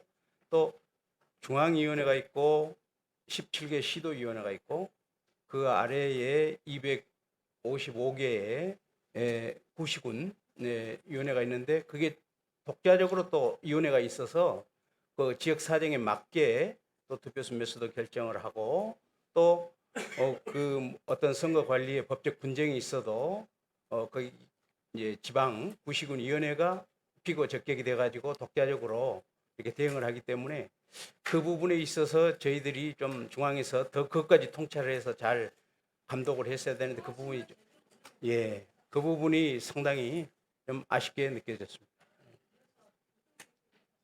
예, 수고하셨습니다. 이기현 의원님 질의해 주시기 바랍니다. 네, 고양시병의 이기현 의원입니다. 질의 앞서 참 참담하다는 말씀드립니다. 정당 생활 한 30여 년 하면서 선관위하고도 많이 일해볼 기회가 있었습니다. 앞에 계신 분들 중에도 몇 분하고는 인연이 있고 뒤에 뒷줄에 계신 분들도 안면이 있는 분들이 많이 있습니다. 2013년에 A-웨이브라고 해서 세계 선거기구가 만들어졌습니다. 그 기구를 만든 것은 대한민국 선관위였습니다. 세계 국제기구임에도 불구하고 그 주소지가 바로 인천 송도에 있습니다. 지금도 실무를 책임지는 사무총장은 대한민국에서 배출했습니다. 어떻게 보면 세계 민주주의의 꽃인 선거를 관리하는 선거기구의 국제기구가 국제협의회가 대한민국에 있습니다. 2000년대 초반까지 대한민국 선관위는 비약적으로 발전했고 또 선거 관리에 있어서 세계 어느 나라에도 빼놓지 않는 전문성을 확보하고 있었습니다. 그런 선관위가 불과 10여 년 만에 이렇게 무너져 버렸습니다. 정말로 이 자리에 계신 표철원 사무총장님, 강동환 사무처장님, 뒤에 계신 많은 후배들께 선배로서 정말 마음속 깊은 자괴감도 갖고 계시겠지만 어떻게든지 이 사안을 해결하고 그리고 선관위를 다시 바로 세워야 한다 말씀드립니다. 여기 노태학 위원장님 계시지만 대법관이십니다. 겸업하시고 계신 거고요. 한 달에 한 번 정도 나오시는 게 전부입니다. 물론 상임 맡고 계신 이철환 위원도 계시지만 오신 지 얼마 안 됐어요. 선관위가 이렇게 무너지는 과정에 저렇게 외부에 오신 분도 계시지만 저는 선관위 사무처에 정말로 강력한 각성을 촉구합니다. 어쩌다 선관위가 이렇게 됐습니까? 개표 준비, 투개표 용지 예측 실패, 대응 매뉴얼도 없었고 보고 체계도 완전히 붕괴했습니다. 저는 이 문제들에 대해서는 이장 보충 질의에 좀 몇 가지 말씀을 드리겠습니다. 원인의 핵심은 사무처와 위원회 체계가 서로 결속하지 못하고 붕괴해버린 것입니다. 위원회는 위원회대로 무책임한 위원회가 됐고 사무처는 위원회를 핑계 삼아서 정말로 책임지지 않는 행정 시스템을 오랫동안 유지하면서 조직이 내부가 망가져버린 것입니다. 전 조직 진단 관련돼서 몇 가지 좀 제 생각을 말씀드리고 싶습니다. 첫 번째는 대법원장이 관행적으로 선관위 위원장을 지명되는 문제입니다. 여러분 아시겠지만 선관위가 창설하고 60년 넘게 단 한 번도 바뀌지 않은 관행적 구조입니다. 법으로 보면 위원들끼리의 호선을 통해서 위원장을 정하는 것으로 정해져 있지만 실제로는 대법관, 그러니까 대법원장이 추천한 사람 중에 1인인 대법관이 중앙선관위원장을 맡는 시스템이 아주 오랫동안 제도화되어 있었습니다. 관행이 제도가 되어버린 것입니다. 시도선관위는 지방법원장이, 그리고 시군구 선관위위원장은 지방의 부장판사가 위원장직을 겸하는 구조가 완전히 고착된 것이죠. 근데 판사들 업무가 살인적이지 않습니까? 대법관들도 1년이면 3,000건, 4,000건 재판을 한다고 합니다. 이런 대법관들께서 선관위원장을 맡은들 그것이 명예직 이외에 얼마만큼의 실질적 실무력을 담보할 수 있겠습니까? 이것이 그대로 저는 60년 세월 이것들이 관행화되면서 선관위가 조금씩 부실화됐다고 생각합니다. 실제로 대법원장은 선관위에 자주 오지 못하면서 상근을 하는 선관위 상임위원이 결국은 위원회 체계를 운영하게 되고 그리고 비상근인인 위원들은 3부에서 추천받은 9명의 위원들은 물론 이제 대법관과 그리고 상임위원을 제외하고 나서는 거의 사후 거수기에 준하는 형태로 전락해 버렸습니다. 그분들이 아까 저 뒤에 계신 분들 말씀 주셨습니다만 비상임위원들 같은 경우도 작년에 있었던 그 회의 50%로 축소한 회의의 내용을 정확하게 보고서 내에 있었고 토론도 있었음에도 불구하고 기억하시는 분들이 많지가 않아요. 선관위 이렇게 부실화된 겁니다. 게다가 만약에 선거 무효 소송이 나고 재선거 결정이 나게 되면 이것이 법원의 판단에 의해서 특히 재선거는 대법원의 판단에 의해서 될 텐데 이것은 대법관 중에 1인이 선관위원장이라고 하면 이건 자칫 자기가 관리한 선거를 자기가 재판하는 이해충돌의 문제가 걸릴 수도 있다고 생각합니다. 특히 요새 같은 경우는 주민투표, 주민소환 문제, 위탁선거 등 선관위 관리가 이렇게 늘어나고 있는데 이렇게 책임하고 책임질 수 없는 위원회 체계가 계속되는 것 저는 문제가 있다고 생각합니다. 지금으로 보면 위철한 상임위원께서 이제 직무를 대행하고 계신데 아까 존경하는 정칠생 의원 말씀 주셨습니다만 대안을 가지고 와야 됩니다. 대안도 가지고 오지 않고 이렇게 와서 아까 업무보고 내용 보면 저는 굉장히 부실한 업무보고일 수밖에 없다고 생각합니다. 저는 특히 잔뼈가 굵은 우리 퇴임하시지만 허철원 사무총장님 그리고 강동환 현 총장 직무대리께서 책임지시고 이 문제에 대한 답을 내셔야 된다고 생각합니다. 물론 저희 국정조사위원회에서도 전문가 TF를 운영해서 대안을 내겠습니다만 먼저 뼈를 깎는 자세로 선관위가 이 문제에 대한 답을 해야 된다고 생각합니다. 이 문제에 대해서 강동환 총장 직무대리님 어떻게 생각하십니까? 네, 위원님 말씀 공감하고 저희들이 착안할 수 있는 모든 방안을 강구하겠습니다. 또 하나 짚는 것은 선관위가 너무나 과대 대표되는 그러한 형태의 조직 운영을 해왔다는 것입니다. 일종의 보면 정치권에서 쓰는 과도 체제 비슷한 것인데 선관위 직원이 지금 310명입니다. 알고 계시죠? 정확하게 얼마입니까? 전체 3,100. 34명. 3,134명이요? 3034. 3034. 예. 그런데 여기에 대법관이 와서 선관위원장하고 계시고 그리고 사무총장님은 장관급입니다. 차장은 차관급이고 1급 몇 명입니까? 지금 일반 공무원이 2분이고요. 그 임기제 공무원이 19분입니다. 그렇습니다. 21명입니다. 과도하다고 생각하지 않으세요? 저는 검찰이 과도한 직급 체계를 운영하는 것에 대해서 항상 비판해 왔는데 그분들의 변명은 대응체 대법원에 대한 대응 체계로 자기들이 직급을 그렇게 올릴 수밖에 없다라고 주장하는 것을 보고 전 동의하기 어려웠는데 선관위는 심지어 대응 조직이 있는 것도 아닙니다. 물론 전국 조직이라는 것은 인정합니다만 1급 21명 있는 조직 대한민국에 그렇게 많지 않습니다. 직원 수가 전체의 2만 명인 국세청도 나라의 국세를 징수하는 국세청도 1급이 4명밖에 되지 않습니다. 근데 이렇게 평상시에 선거라고 하면 대통령 선거, 총선, 그리고 지방선거와 교육감 선거를 겸해서 하는 4년에 3개의 큰 선거를 치르는 5년이죠. 대통령 선거에 포함하면 5년에 그리고 4년에 2개 내지 3개 큰 선거를 치르는 선거니까 이렇게 과대한 공무원 직책을 유지하는 것에 대해서 동의하기가 어렵습니다. 이 문제도 제도 개선 방향으로 준비하시고 계셔야 된다고 생각하는데 정말 총장들이 어떻게 생각하십니까? 지금 그 임기제 공무원 중에 17분은 시도선관위의 상임위원 역할을 맡고 계십니다. 그래서 이 부분은 나중에 중앙위원장 상근제라든지 시도위원장 상근제하고 같이 맞물려서 검토를 하셔야 된다고 생각합니다. 수고하셨습니다. 다음은 주진우 의원님 질의해 주시기 바랍니다. 좀 PPT 좀 띄워 주십시오. 노태학 증인. 예. 저는 선관위의 방망 경영이 이제 범죄 수준에 이르렀다고 생각합니다. 특히 국민은 노태학 증인이 부부 동반으로 해외 출장한 것에 대해서 굉장히 분노하고 있습니다. 증인의 배우자가 어떤 선거 관련돼서 무슨 전문성이 있습니까? 그런 건 없습니다. 그리고 지금 이걸 누가 먼저 제안한 거예요? 선관위에서 먼저 그냥 선관위원장이 출장 간다고 하니까 배우자 동반하시라고 선관위 측에서 먼저 제안을 한 겁니까? 아니면은 증인이 먼저 요구한 것입니까? 제가 먼저 요구한 바는 없습니다. 그리고 이제 그 잠깐 과정을 요구한 건 아니 제가 좀 말씀드릴게요. 네. 요구한 게 아니라고 하더라도 증인은 선관위원장 전에 대법관도 지내고 법원의 판사도 오래 했고 여러 가지 국고 횡령 사건이나 이런 것들 많이 다뤄보셨을 겁니다. 저 PPT 보면은요. 솔직히 국민들은 기가 찹니다. 지금 부부 동반으로 간 게 2022년 12월에 호주 갔었죠. 그리고 2024년 11월에는 독일하고 에스토니아 갔어요.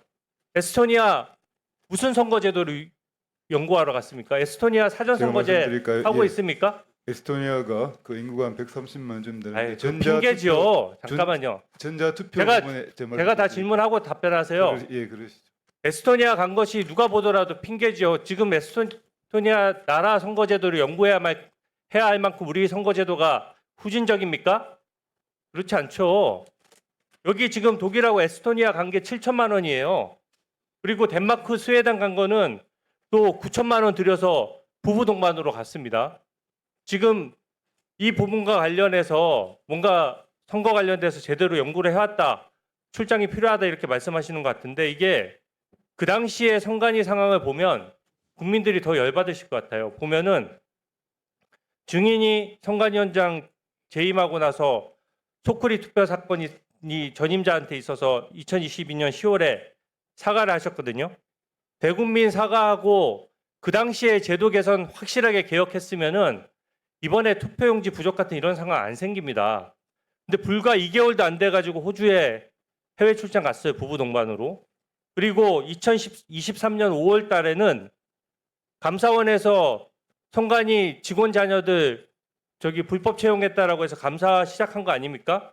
그 와중에 감사가 계속되고 있는데도 선관위 직원은 몰디브 가고 또 노태학 증인은 독일 에스토니아 갔어요. 그때 지금 에스토니아 간 시점도 보면은 감사원이 그 채용 비리를 전부 다 적발한 시점 바로 한 2, 3개월 전이에요. 그때쯤 되면은 이미 선관위 직원들한테 채용 비리에 대해서 보고도 받아서 제도 개선에 골머리를 싸매고 있어야 될 때입니다. 채용 비리 사과하고 사전 투표지 외부 반출 사과하고 맨날 사과만 하면 뭐 합니까?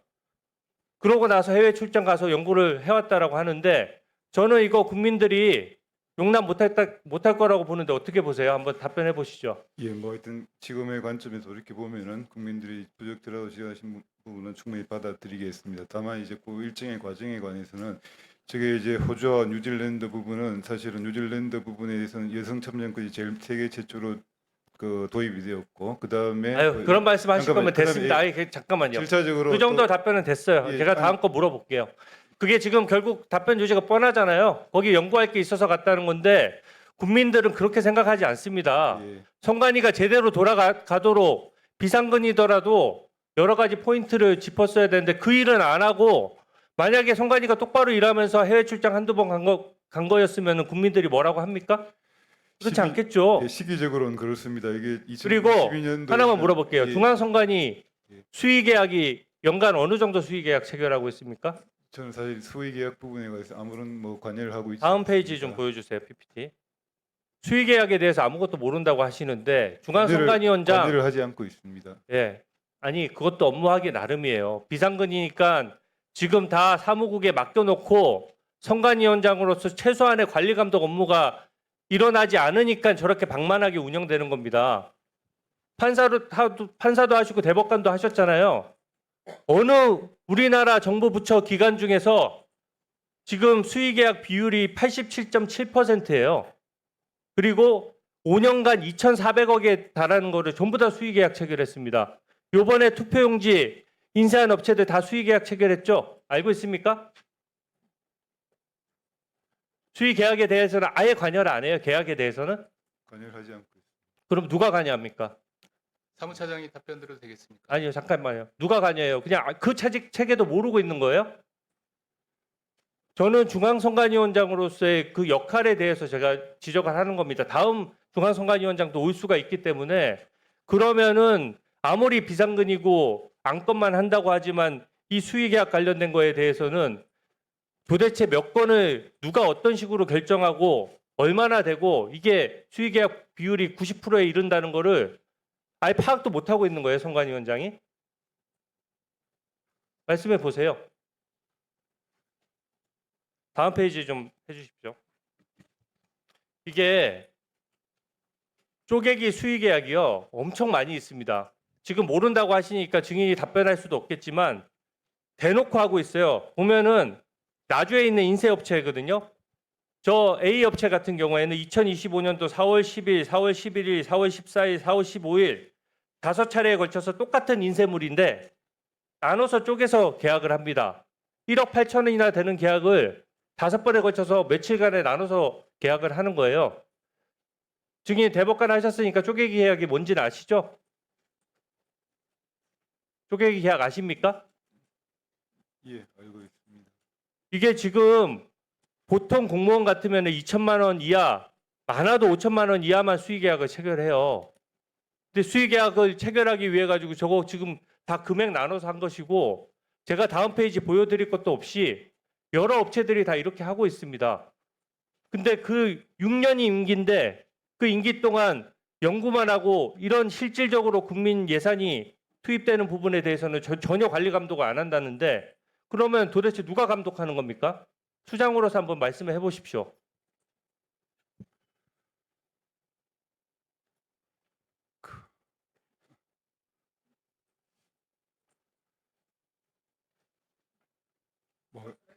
네, 그런 부분까지 좀 더 세밀하게 챙기지 못해서 정말 송구하게 생각합니다.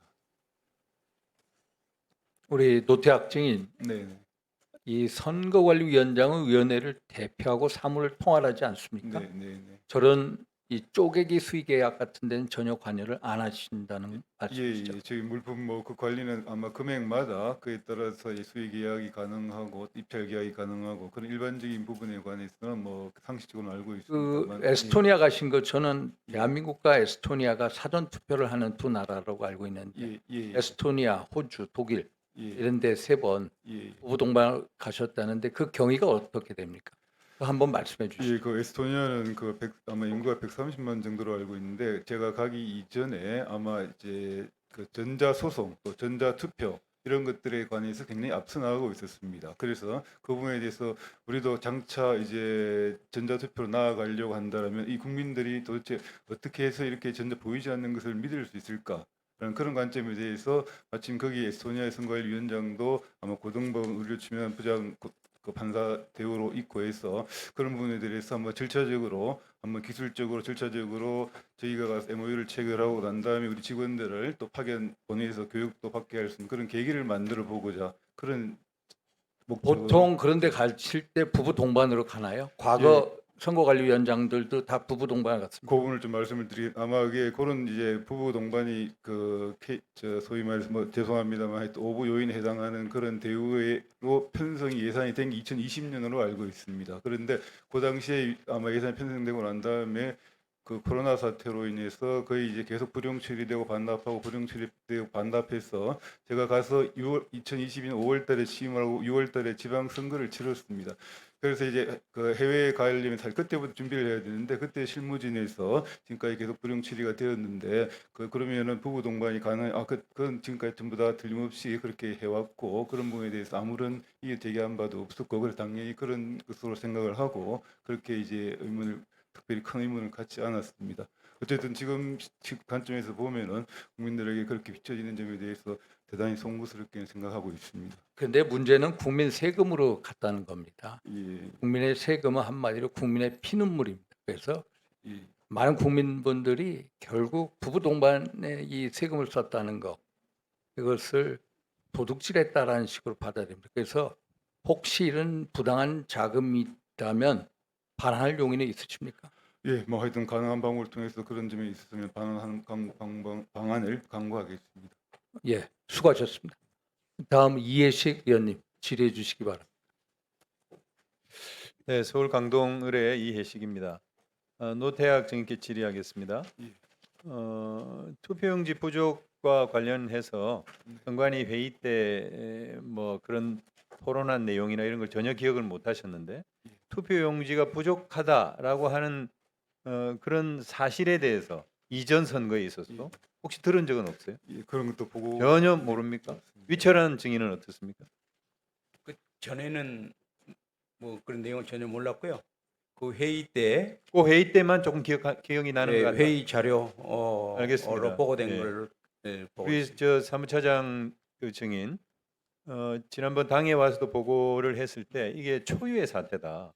이전에 그런 일이 전혀 없었다. 이렇게 얘기를 했는데 앞서도 우리 김용만 의원 질의가 있었지만 지난 대선 때 분명히 투표용지 부족 사태가 있었어요. 그 부분 잠시 좀 설명드려도 되겠습니까? 제가 6월 16일 날 우리 당 TF팀에 가서 몰랐죠, 그러니까. 그때는 몰랐습니다. 그러니까 왜 그걸 어떻게 모를 수가 있죠? 중앙선관위에 보고가 돼 있지 않았습니다. 다만 제가 어떻게 그게 보고가 안 됩니까? 보고 제가 당에 와서 국회 와서 설명드리고 나서 이제 사무실 가서 봤더니 네, 됐습니다. 예. 전국액을 다시 확인을 했더라고요. 확인하니까 거기서 나타났습니다.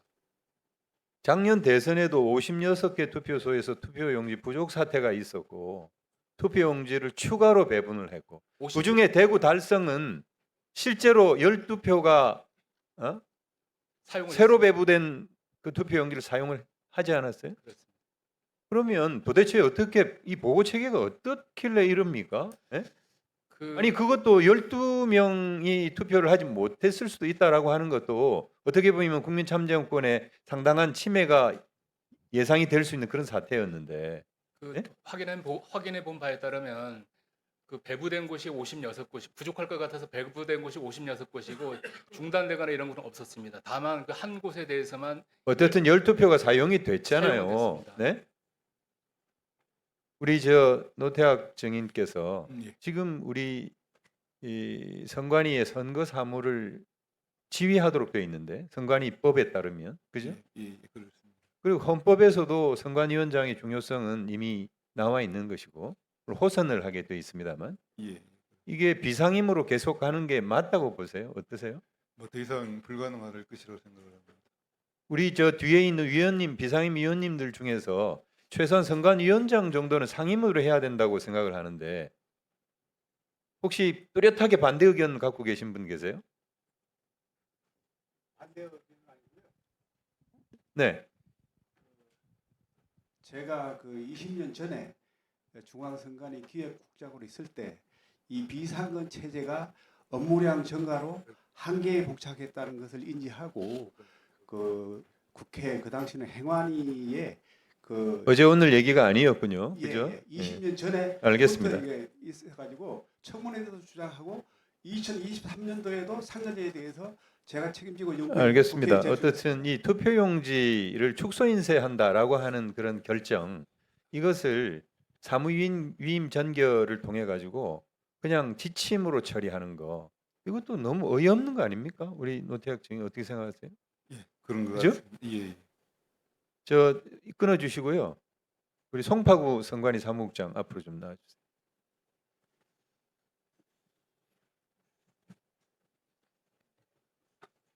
네, 송파구 선관위 전 사무국장입니다. 네.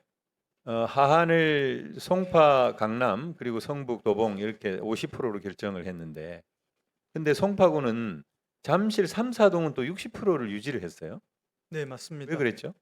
잠실 3동은 의원님 말씀대로 지난 대선 때 사전 투표율이 상대적으로 좀 낮았습니다. 네. 그래서 10% 더 높게 했고요. 네. 잠실 4동은 그 신규 입주하는 아파트가 있어가지고 그 아파트가 계속 입주하고 있었는데 처음에 서울시에서 작년 12월 31일자로 그 아파트가 르엘 아파트입니까? 예, 잠레아하고 르엘 두 아파트입니다. 예, PPT 올려주시고 한번 보시죠.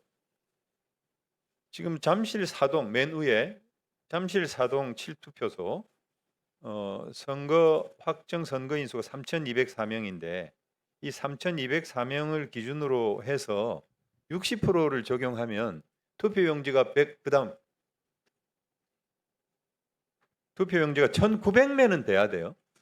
근데 1,400매입니다. 저기 보세요 위에. 위원님, 그거는 서로 이제 작성 그 기준 일자가 달라서 그렇습니다. 물론 그렇겠죠. 예. 그런데 아까 말씀하셨잖아요. 재건축 아파트가 준공이 돼가지고 네. 입주가 진행 중이었고 네. 그리고 입주는 언제 끝났을까요? 저희가 4월달에 끝났어요. 네, 맞습니다. 5월 12일 날인가가 선거인명부 작성 기준일 아닙니까? 네, 5월 22일입니다. 5월 22일. 네. 그러면 충분한 시간이 있었는데 어떻게 저렇게밖에 배분을 못했죠? 1,400매를 배분한다는 게 말이 안 됩니다. 최초에 시에서 기준일로 잡은 일자는 작년 12월 31일이었고요. 그 사이에 입주가 계속 진행돼서 저희가 올해 3월 11일 업무 보고해 보니까 3월 31일 기준으로 돼 있던데 네, 새로 받았습니다. 그것도 부족하죠. 늦게 받으려고 했는데 그 시기가 지나면은 선거 비용 제한액을 변경할 수 없어가지고 가장 늦춘 날짜가 3월 31일이었고요. 그렇다고 해도 네. 1,400매를 배분했다는 게 설명이 됩니까? 말이 안 되지 않습니까? 네, 그러면서도 불안해서 60%로 이제 10% 다른 곳보다 높게 아니 잡았는데 60%로 잡았는데도 불구하고 왜 실제 배분을 1,400매밖에 안 했느냐? 약 43%밖에 안 했단 말이에요. 그 이유가 뭐예요? 3월 31일자로 날짜를 잡은 게 하나 있었고요. 또 거소 투표자 예상 거소 투표자 수가 들어가서 그렇습니다. 거소 투표자들한테는 그거 발급기로 구체적으로 정리를 해서 좀 주시죠. 네, 알겠습니다. 그다음 PPT 올려주세요.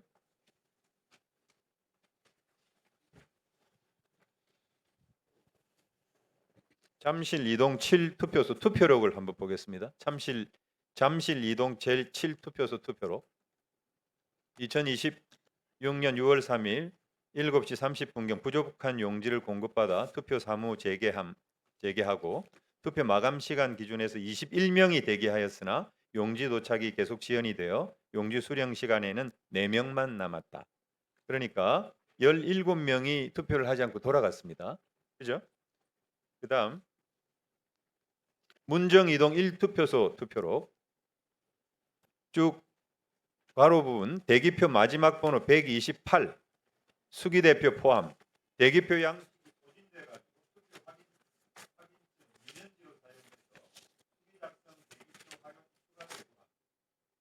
대기표를 128매를 배분했는데 128매를 배분을 할 때 수기 대기 번호를 작성할 종이가 없어가지고 이면지 활용해 그 얘기예요.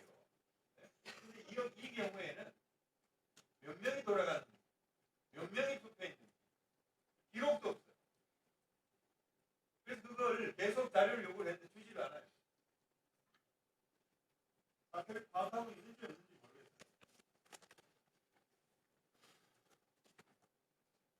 그 추가 질의하겠습니다만은 제가 지금 금방 얘기한 요 지금 두 건에 대해서 추가적으로 조사한 결과가 있습니다. 예, 수고하셨습니다. 다음 최보윤 의원님 질의해 주시기 바랍니다. 네, 최보윤 의원입니다.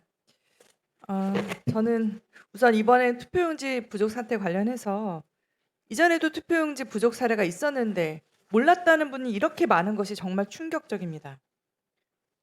이제 위철한 상임위원님 몰랐다 하셨고요. 노태학 선관위원장님 몰랐다 하셨고, 허철한 사무총장님 몰랐다고 하셨고, 업무보고한 강동원 사무처장님도 전혀 몰랐다고 하셨죠. 맞습니까? 그리고 여기 계신 증인 나오신 분들 중에 과거에 투표용지 부족했던 사례 아시는 분 계십니까? 손 들어 보십시오. 여기 계신 분 아무도 모르셨습니까? 2022년 지방선거, 2024년 총선, 2025년 대선에도 무변의 투표용지가 긴급 송부되고 실제 사용된 사례가 있을 만큼 지금 투표용지 부족이 있었는데 전혀 모르셨습니까? 노태학 선관위원장께 질의하겠습니다. 중앙선관위는 이런 부족 사례를 겪고도 하한을 50%로 낮췄습니다. 저는 이 지점이 이번 사태의 출발점이라고 생각이 되는데요. 중앙선관위가 이제 이번에 최소 3년 가까이 투표용지 축소 논의를 이제 진행을 했던 게 이번에 드러났는데 단 한 번이라도 투표용지가 부족할 수 있다, 본투표 쏠림 지역은 위험하다, 참정권 침해 우려가 있다라는 반대 의견이나 제동 의견이 공식적으로 있었습니까? 없었던 것 같습니다. 위철한 상임위원께 묻겠습니다. 지금 저희가 제일 먼저 나온 자료를 보면 두 번째 자료죠. 2022년 거 외에는 2025년 9월 절차 사무 개선 TF 자료가 있습니다. 거기에 보면 투표용지를 축소하는 근거를 둔 표본이 나옵니다. 근거로 전북 순창군 사례를 들었고요. 또 효과의 부분에서는 8회 지방선거 전남, 2025년 재보궐선거에 대해서는 전남 담양군을 기준으로 들어서 전북 전남을 기준으로 사례를 제시했습니다. 문제는 이 자료가 어디서 투표용지가 부족했을는가 검토한 자료라고 보기엔 어렵고, 투표용지를 줄이면 얼마나 예산이 남고 얼마나 아낄 수 있는지 보이는 자료에 가깝다고밖에 볼 수가 없는데요. 이 자료 TF 누가 작성했습니까? 이철환 대행님. 제가 들어오기 전이어가지고요. 아시면 되시. 이 표본을 선택한 작성자가 책임자 누군지 이런 거 밝히라고 지금 대행께서 남아 계신다는 거 아닌데 제대로 안 되고 있는 거 아니겠습니까? 그리고 또 묻고 싶은 부분이 왜 송파, 강남, 강진처럼 이번에 본투표 쏠 위험이 큰 지역이 아니라 이렇게 낮은 투표 수요가 낮게 보일 수 있는 지역을 기준으로 삼았는지 굉장히 의아한데요. 그러면 송파, 강남, 광진 같은 그런 투표용지 부족 위험 지역을 기준으로 투표용지 부족 가능성 계산한 시뮬레이션 자료 있습니까? 지금 저는 그거는 알지는 못. 이렇게 이런 부분이 없다고 하면 중앙선관위가 50% 축소라는 결론을 미리 정해두고 유리한 포본으로 축소 명분을 만든 거라는 그런 의혹을 불식시킬 수 없다고 생각을 하고요. 이런 자료를 바로 제출해 주시기 바랍니다. 또 질의하겠습니다. 또 정결 문제 질의하겠는데요. 지금 2025년 12월 10일 날 지침에 대해서 허추론 사무총장 전결로, 또 이를 반영한 편남은 윤재수 선거정책실장 전결로 처리된 거 맞죠? 예. 물론 위임 정결 구성상 이런 부분 정결할 수 있다는 건 알고 있습니다만 결국 이런 투표용지 인쇄 매수의 기준이 정말 참정권 핵심 기준이라고 볼 수밖에 없는 그런 부분 아니겠습니까? 위철한 대행께서는 이 사안도 중앙위원회 의결 사항이 아니라고 보십니까? 이렇게 중요한 사항은 내부 업무 문서 개정으로 처리한 부분은 괜찮나요? 예, 아까 말씀드린 대로 그 부분은 위임 정결 규정을 바꿔서 전체 위원회의 의결 사항으로 바꿔야 된다고 봅니다. 오늘 제출된 회의록 방금 제출된 겁니다.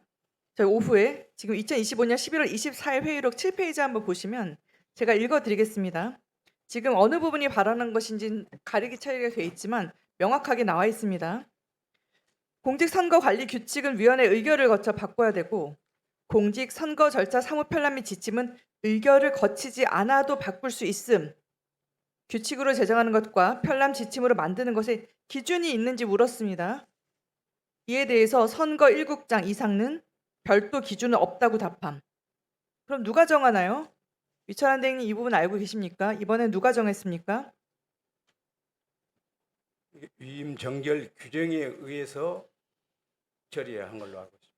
아니 지금 규칙으로 제정하는 것과 편람 지침으로 만드는 것에 기준이 없다고 하는데 그럼 누군가는 이것을 보고 안건으로 해서 전결 받는 걸로 올렸을 거 아닙니까? 이거 파악 안 하셨습니까? 이게 전결 굉장히 규정이 중요한 있습니다. 부분인데. 전결 규정에 의해서 그렇게 처리합니다.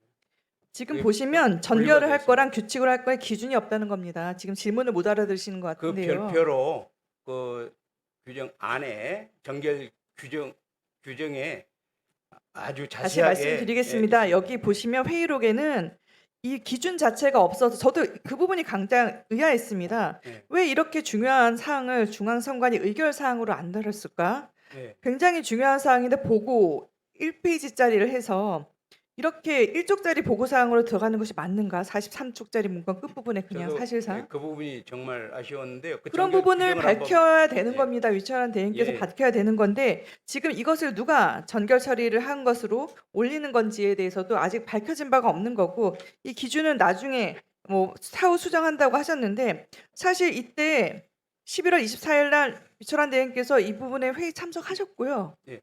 이때 보고사항 있었는데도 이게 누군가가 궁금해서 물어본 거 아닙니까? 예. 그런데도 이걸 확인도 안 하시고 그대로 넘어간 겁니다. 이거는. 굉장히 국민의 분노가 있을 수밖에 없는 부분이라고 보입니다. 이렇게 표본도 제대로 되지 않고 또 전결 결정도 누가 했는지 밝혀지지 않고 이런 사안에서 국민적 의혹에 가실 수 있겠습니까? 전결 규정은 내부 전결 위임 규정 내부 위임 훈령으로 되어 전결 있다고 규정이 아니라 전결을 하고 아니면 규칙으로 갈 건지 아니면 의결을 거쳐야 되는 건지에 대한 부분을 확실히 해서 이런 부분을 상임위원으로서 예. 잘 보자 하고 이런 것들을 챙기라고 상임위원이 있는 거 아니겠습니까? 앞으로 이런 부분을 그 계속 부분을 예. 예전에 잘못한 부분이 아니라 앞으로는 지금 밝히지도 못하고 계신데 그래서 사퇴 요구가 나오는 거 아니겠습니까? 예, 그 이런 부분에 부분을 굉장히 문제가 있다고 예, 생각이 듭니다. 제가 살펴봤습니다. 그건 위임 전결 규정을 규정에서 아니 규칙이나 규정이 문제가 법으로 아니라 상향하려고 누가 합니다. 했는지를 밝혀서 보고를 해. 예, 알겠습니다. 예. 예. 아니, 우리가 공평하게 진행해야 됩니다. 여기서 일단 육성으로 하시죠. 일단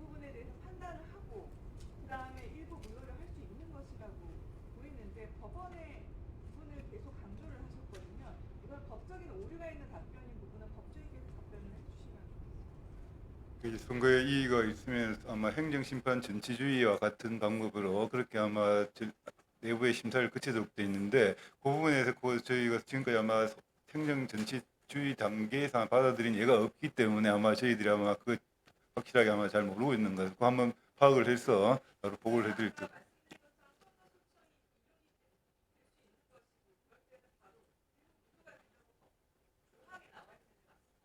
그게 그러면은 선거 소청을 받아들이게 되면은 피고 측이 보통 당에 해당 시군구위원회나 뭐 서울시 시도위원회일 텐데 그걸 받아들이게 되면은 그 어떻게 되는지 잘 모르겠네. 예. 아니 그냥 그걸 한번 찾아보겠 그 발의 한번 찾아보겠습니다. 거기에 저도 예예 알겠습니다. 예예 알겠습니다. 예, 수고하셨습니다. 다음 전용기 의원님 질의해 주시기 바랍니다. 네, 경기 화성정의 전용기입니다. 우리 노태학 위원장님 질문 좀 드리겠습니다. 중성관 위원장으로서 책임을 느끼시죠? 공감합니다. 지금 그 올림픽 공원에 계신 분들이 지금까지 집을 못 가고 계시는데 왜 저렇게 나와 계신 거라고 생각하십니까? 마이크 좀 대고 말씀 주시겠어요? 뭐 아무래도 국민의 참정권 훼손에 대한 그런 분노가 아닌가라는 생각이 합니다. 네. 제가 여러 이렇게 질의응답 과정에서 우리 위원장님을 바라보고 그리고 여기 계신 우리 증인들을 바라봤을 때 참 안타깝다는 생각이 먼저 듭니다. 그러니까 위원장님을 꼭 그렇게 생각하는 건 아니지만 나는 판사고 대법관이기 때문에 그래서 위원장을 맡았다. 선거 실무 관련돼서는 사무총장이나 실무자들이 아는 거고 나는 잘 모른다.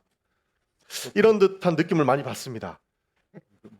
그렇지는 않습니다. 저 주어진 여건 하에 최선을 다하려고 노력했으나 하여튼 이번 네. 사태는 역부족이었던 것 같습니다. 그래서 지금까지 답변을 들어보면요. 중대함을 못 느끼는 듯한 답변을 많이 받았습니다. 뭐 예를 들어서 실무착오 정도로 생각하시는 것 같고요.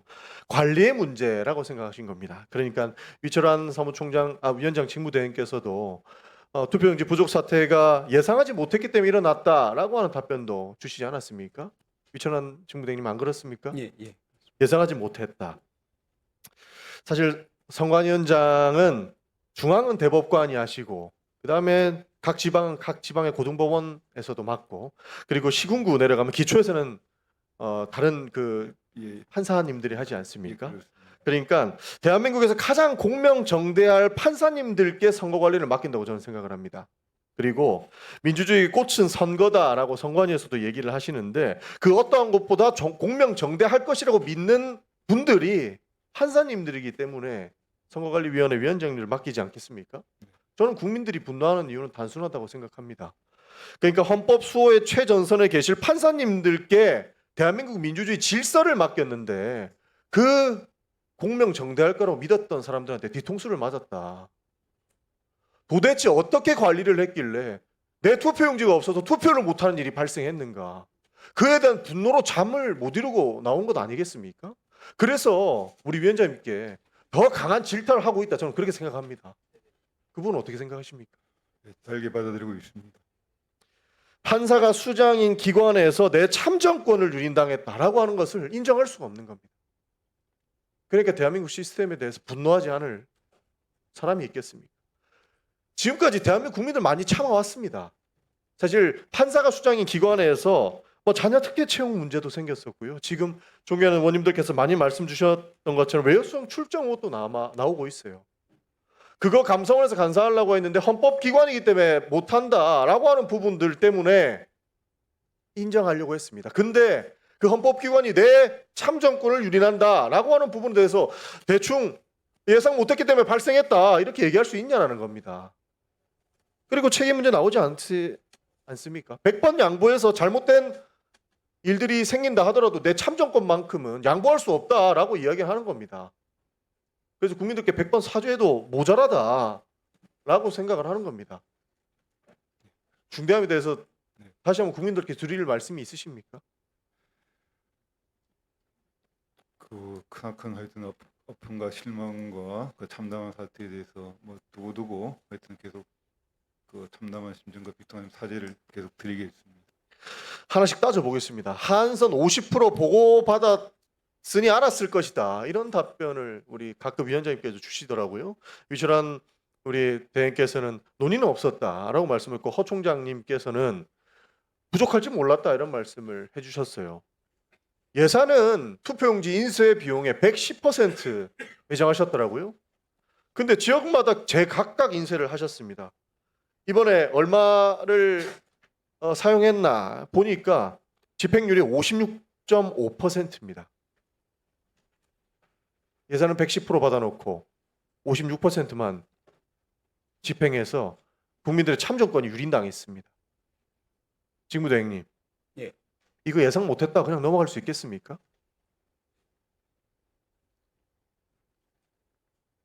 투표용지 인쇄 매수 한 기준이 2009년부터 적용됐는데요. 2009년에는 80%, 2016년 70%, 21년 60% 조금씩 줄였어요. 줄이니까 문제가 뭐 생기냐? 계속 투표용지 부족 사태가 발생했다는 겁니다. 근데 중앙선거관리위원회 몰랐지 않습니까? 노태학 위원장님, 네. 과거 부족했던 사례 몰랐죠? 예. 보고도 안 받고 뭐 했습니까? 뭐 꼼꼼하게 챙기지 못했던 것 같습니다. 그리고 축소 인쇄 기준이 2009년부터 선관위에서 논의가 됐답니다. 근데 예산 산출 기준을 왜 수정하지 않았냐라고 물어봤습니다. 미처 제때 수정하지 못했다라는 답변을 중앙선거관리위원회에서 받았답니다. 17년 동안 뭐 하다가 좀 과하게 뽑아서 참정권을 지켜주는 것이 중앙선거관리위원회 했어야 될 일 아닙니까? 좀 전에 말씀드렸잖아요. 여기 계신 증인 중에 현직 판사만 4명입니다. 심지어 노태학 대법관 퇴임하셔가지고 판사로 앉히고 해서 또 판사가 4분이나 계십니다. 그분들에게 우리 참정권이 유린당했다고 분노하는 거예요. 예산주의가 왜 이렇게 됐습니까? 그러면 넘어가겠습니다. 우리 그 송파구 우리 사무국장님 좀 모시겠습니다. 앞쪽으로.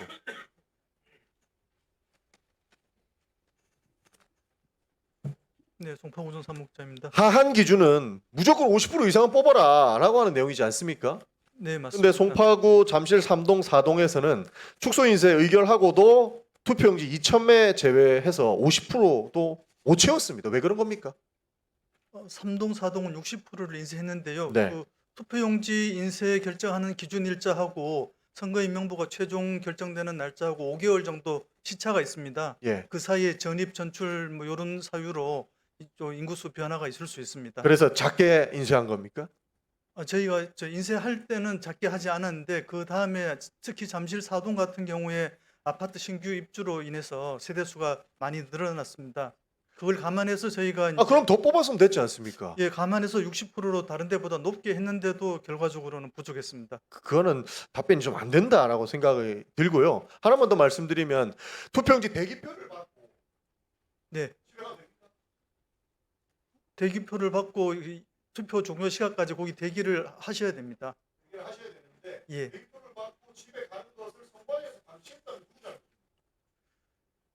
6시가 됐을 때는 그 현장에 계셔야 되는데 6시 전에는 대기표 받고 이탈하는 게 반드시 위법이라고는 보기 어렵습니다. 그 관리 똑바로 못한 책임이 있는 걸 아시죠? 네. 수고하셨습니다. 주질이 마지막 끝냈습니다만 제가 한두 가지 이 의철한 증인, 노태학 증인께 여쭙겠습니다. 의철한 증인께 말씀 올리겠습니다. 네. 우선 그 중앙선관위 산하에 진상규명위원회 만들지 않았습니까? 네, 네 그렇습니다. 외부 인사로 만들었죠. 예. 거기에서 결론은 투표용지 축소 인쇄 결정은 전적으로 사무총장의 단독 결정이다. 동의하시죠? 네, 규정 전결 하는 규정이다. 사항으로 전결 규정에 그렇게. 근데 몇 돼 분 있습니다. 의원님들이 질의가 있었습니다만 선거관리위원회법 6조에 보면은 예. 사무처 이 감독 법정 의무는 우리 상임위원이셨던 의철한 증인께 있지 않습니까? 예, 제가 감독 그 규정도 있고요. 감사원을 제가 직접 이렇게 감독 감사관을 제가 관리를 이렇게 그래서 보고를 하도록 이게 되어 있습니다. 투표용지 발주 배분 결정도 결국 사무처 일이고 사무 업무에 대한 감독은 의철한 증인에 있지 않나. 물론 작년 11월 24일 날 전체 회의 때 보고서 보고 받은 건 인지를 하지만은 사무총장으로부터 대면 보고는 없지 않았습니까? 대면 보고는 없습니다. 예, 그렇지만 이것을 결론을 진상규명위원회가 혼자 단독 결정이라기보다는 이 선거관리위원회 법조문 해석대로 나간다면 결국 조직의 결정 아니냐라는 생각이 들거든요. 이게 이원화가 돼가지고요. 예. 또 사무처에서는 또 위원장님께 보고해서 집행한다 이런 규정이 있어가지고 그 예. 부분이 좀 모호했습니다. 그래서 저는 차제에 와서 보고 이게 위원회 의결 기구하고 의사결정 기구하고 사무처 그 이런 사무처리 행정 관료 조직하고 그게 조금 이원화되다 보니까 여러 가지 어려운 문제가 있을 수도 있고 해석에 따라서 오는 사람에 따라서 다를 수 있겠구나 이렇게 느끼고 있습니다. 제가 그래서 선거관리위원회는 기본적으로 합의제 기관 아닙니까? 그렇습니다. 합의제 예, 예. 기관인데 야 이렇게 투표용지 축소 결정 이 중요 결정을 전결로 했다는 게 이게 참 그게 의아하고요. 훈령의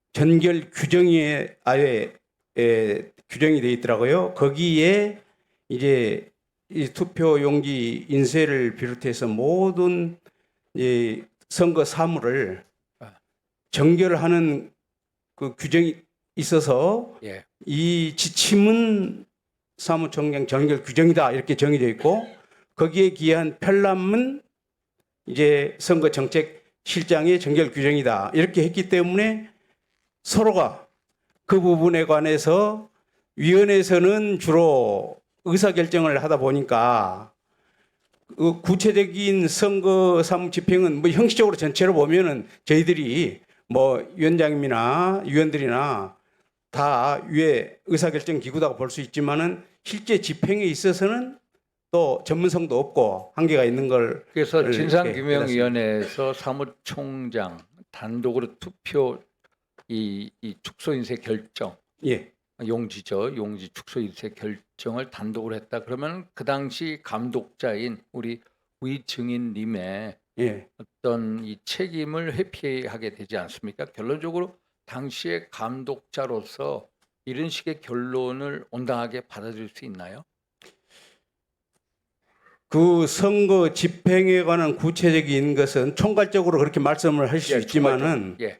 예, 그 부분에 관해서는 이제 사무처에서 정결로 하기 때문에 저희들은 잘 알지도 못하고 솔직히 그렇습니다. 그러나 잘 모르셨다는 거죠. 예, 보고사항으로 회의석상이 전체에 서류로 보고가 됐기 때문에 저희들이 몰랐다고 할 수도 없습니다. 예. 그렇지만 당시에 이제 사무의 총 감독자시잖아요. 그런데 결국 이런 사태가 났습니다. 지금은 이제 수습 국면이에요. 예. 근데 수습을 해서 이제 또 해야 되는데 예. 이거에 대해서 국민분들께서 의아하게 생각하실 것 같아요. 그래서 어떤 식으로 그 당시에 총 사무 감독하신 분이 또 위원장 대응으로서 사태 수습 의무를 가지고 있다. 이거에 대해서 국민분들께 어떻게 설득하실 수 있겠습니까? 그래서 제가 좀 그 경위를 국민께 드리는 글로 해서 한번 국민께 보고 드린 글을 올렸는데요. 대강 제가 아는 범위 내에서 이제 위원장님이 이 사태로 그냥 바로 책임을 지고 사퇴하고 가시고 나서 제가 혼자 모든 그 내부에 위원장님 직무 대행으로 법 규정에 의해서 직무 대행 규정이 있기 때문에 하다 보니까 저도 사실은 선거의 구체적인 사무 집행은 사실상 그동안에 짧은 기간이고 또 시스템적으로도 잘 모릅니다. 모르게 돼 있습니다. 그래서 아마 작년 10월에 전결 규정에도 오래 있는 분도 그랬을 수밖에 없을 것 같아요. 전결 규정에 그렇게 사무총장 전결로 하고 또 편람은 선거정책실장 편람으로 지침을 하라는 게 아닌가 이렇게 제가 봐서 보고를 드린 겁니다. 예, 우리 노태학 증인께 여쭙겠습니다. 하일리 법칙 아십니까? 큰 사고가 터지기 전에 29차례 경미한 사고가 있고 300여 차례의 사고 징후가 있다. 저는 이 사건, 이 사태가 참사가 일어나기 전에 여러 경미한 사고들이 많았습니다. 물론 경미하지는 않았죠. 2022년에 속구리 투표, 2023년에 그 자녀 특혜 채용, 2025년에 사전 투표 반출, 등등등. 그런데 왜 이런 여러 가지 재난의 징후가 왔는데도 왜 이런 거에 대해서 이 준비를 안 했냐? 이게 개인적인 문제냐, 아니면 구조 자체의 문제냐? 어떻게 보십니까? 제가 중앙선관위원이었지만 이후에 나타난 사건에 대해서 제가 적어도 하여튼 동일한 똑같은 실수 사고는 반복하지 말자라는 취지에서 그런 부분에 강조하다 보니까 이게 결과적으로 하여튼 또 가장 그런 기본적인 부분에 대해서도 제대로 그걸 챙기지 못하는 점에 대해서 위원장으로서 책임을 이게 부담하고 개인적인 있습니다. 문제보다 구조적인 문제로 보시죠. 그래서 증인께서도 그렇죠. 구조적인 상임위원장제 도입하자고 말씀하신 거죠. 예, 상관뿐만 아니라 개헌에 대해서는 어떻게 생각하십니까? 개헌도 필요하다면 해야 한다는 생각은 있습니다. 그러면 개헌을 감사원의 직무 감찰을 선관위가 받게끔 한다는 건데 원포인트 개헌을 말씀하시는데 이 개헌이라는 게 여야 합의가 돼야 되고 국민적 동의가 있어야 되지 않습니까? 이 감사원이 선관위를 감사를 한다. 그러면 선관위가 예를 들어서 야당의 의원에 대한 정치 자금 이 서류 다 가지고 있거든요. 그래서 감사원의 정책 중립성을 완전히 확보할 수 있는 방안이 우선이다. 지금 같은 상황에서 야당에서 그걸 받겠느냐. 그 대신에 오히려 개헌보다는 가장 빠른 길은 선거관리위원회 내에다가 중립적인 상설 감사위원회를 만들자. 그것을 여야 정당이 추천하고 그 감사위원들이 독립적으로 감사를 진행하고 그걸 오히려 국회 보고하는 이런 시스템이 오히려 빨리 여야 합의하에 법 개정이 되지 않겠느냐 이런 생각인데 그건 어떻게 생각하십니까? 그 위원님 말씀하신 그 첫 번째 근거가 사실은 저희가 이제 그 선관위가 감사원의 감사를 받기 어려운 그런 부분이라고 사실은 지난 권한쟁의 때도 하나의 근거로 들었습니다. 근거로 들었고 예. 그다음에 구체적인 어떤 뭐 개헌 절차라든지 그거는 뭐 당연히 이제 우리 의원님들께서 결정하시는 거고 지난번 특혜 채용할 때도 사실은 뭐 제가 취임하기 전에 일어났던 일이었지만은 그런 부분에 대한 것도 역시 감사 부분이 약하다. 그래서 저는 나름대로 내부적으로 했습니다만 역시 또 여전히 문제가 남아있기 때문에 그 당시에도 저희들이 감사원 감사보다는 국회 국정조사를 받겠다. 그리고 모든 그 자료를 다 제출하고 또 정기적으로 국회에서 어떤 보고도 하고 그런 하나의 방안도 저희들이 제시한 바는 있습니다. 저희 당연히 국민의 대표이신 국회의원들께서 진짜 관심을 가지시고 이 제도 자체에 대해서 좀 봐주신다라면 저희 선관위 입장에서는 얼마든지 똑같이 받을 자신은 받아야 한다고 생각을 합니다. 예, 수고하셨습니다. 이상으로 주지를 모두 마쳤습니다. 잠시 휴식을 위해 정회하였다가 17시에 속개하도록 하겠습니다. 정회를 선포합니다.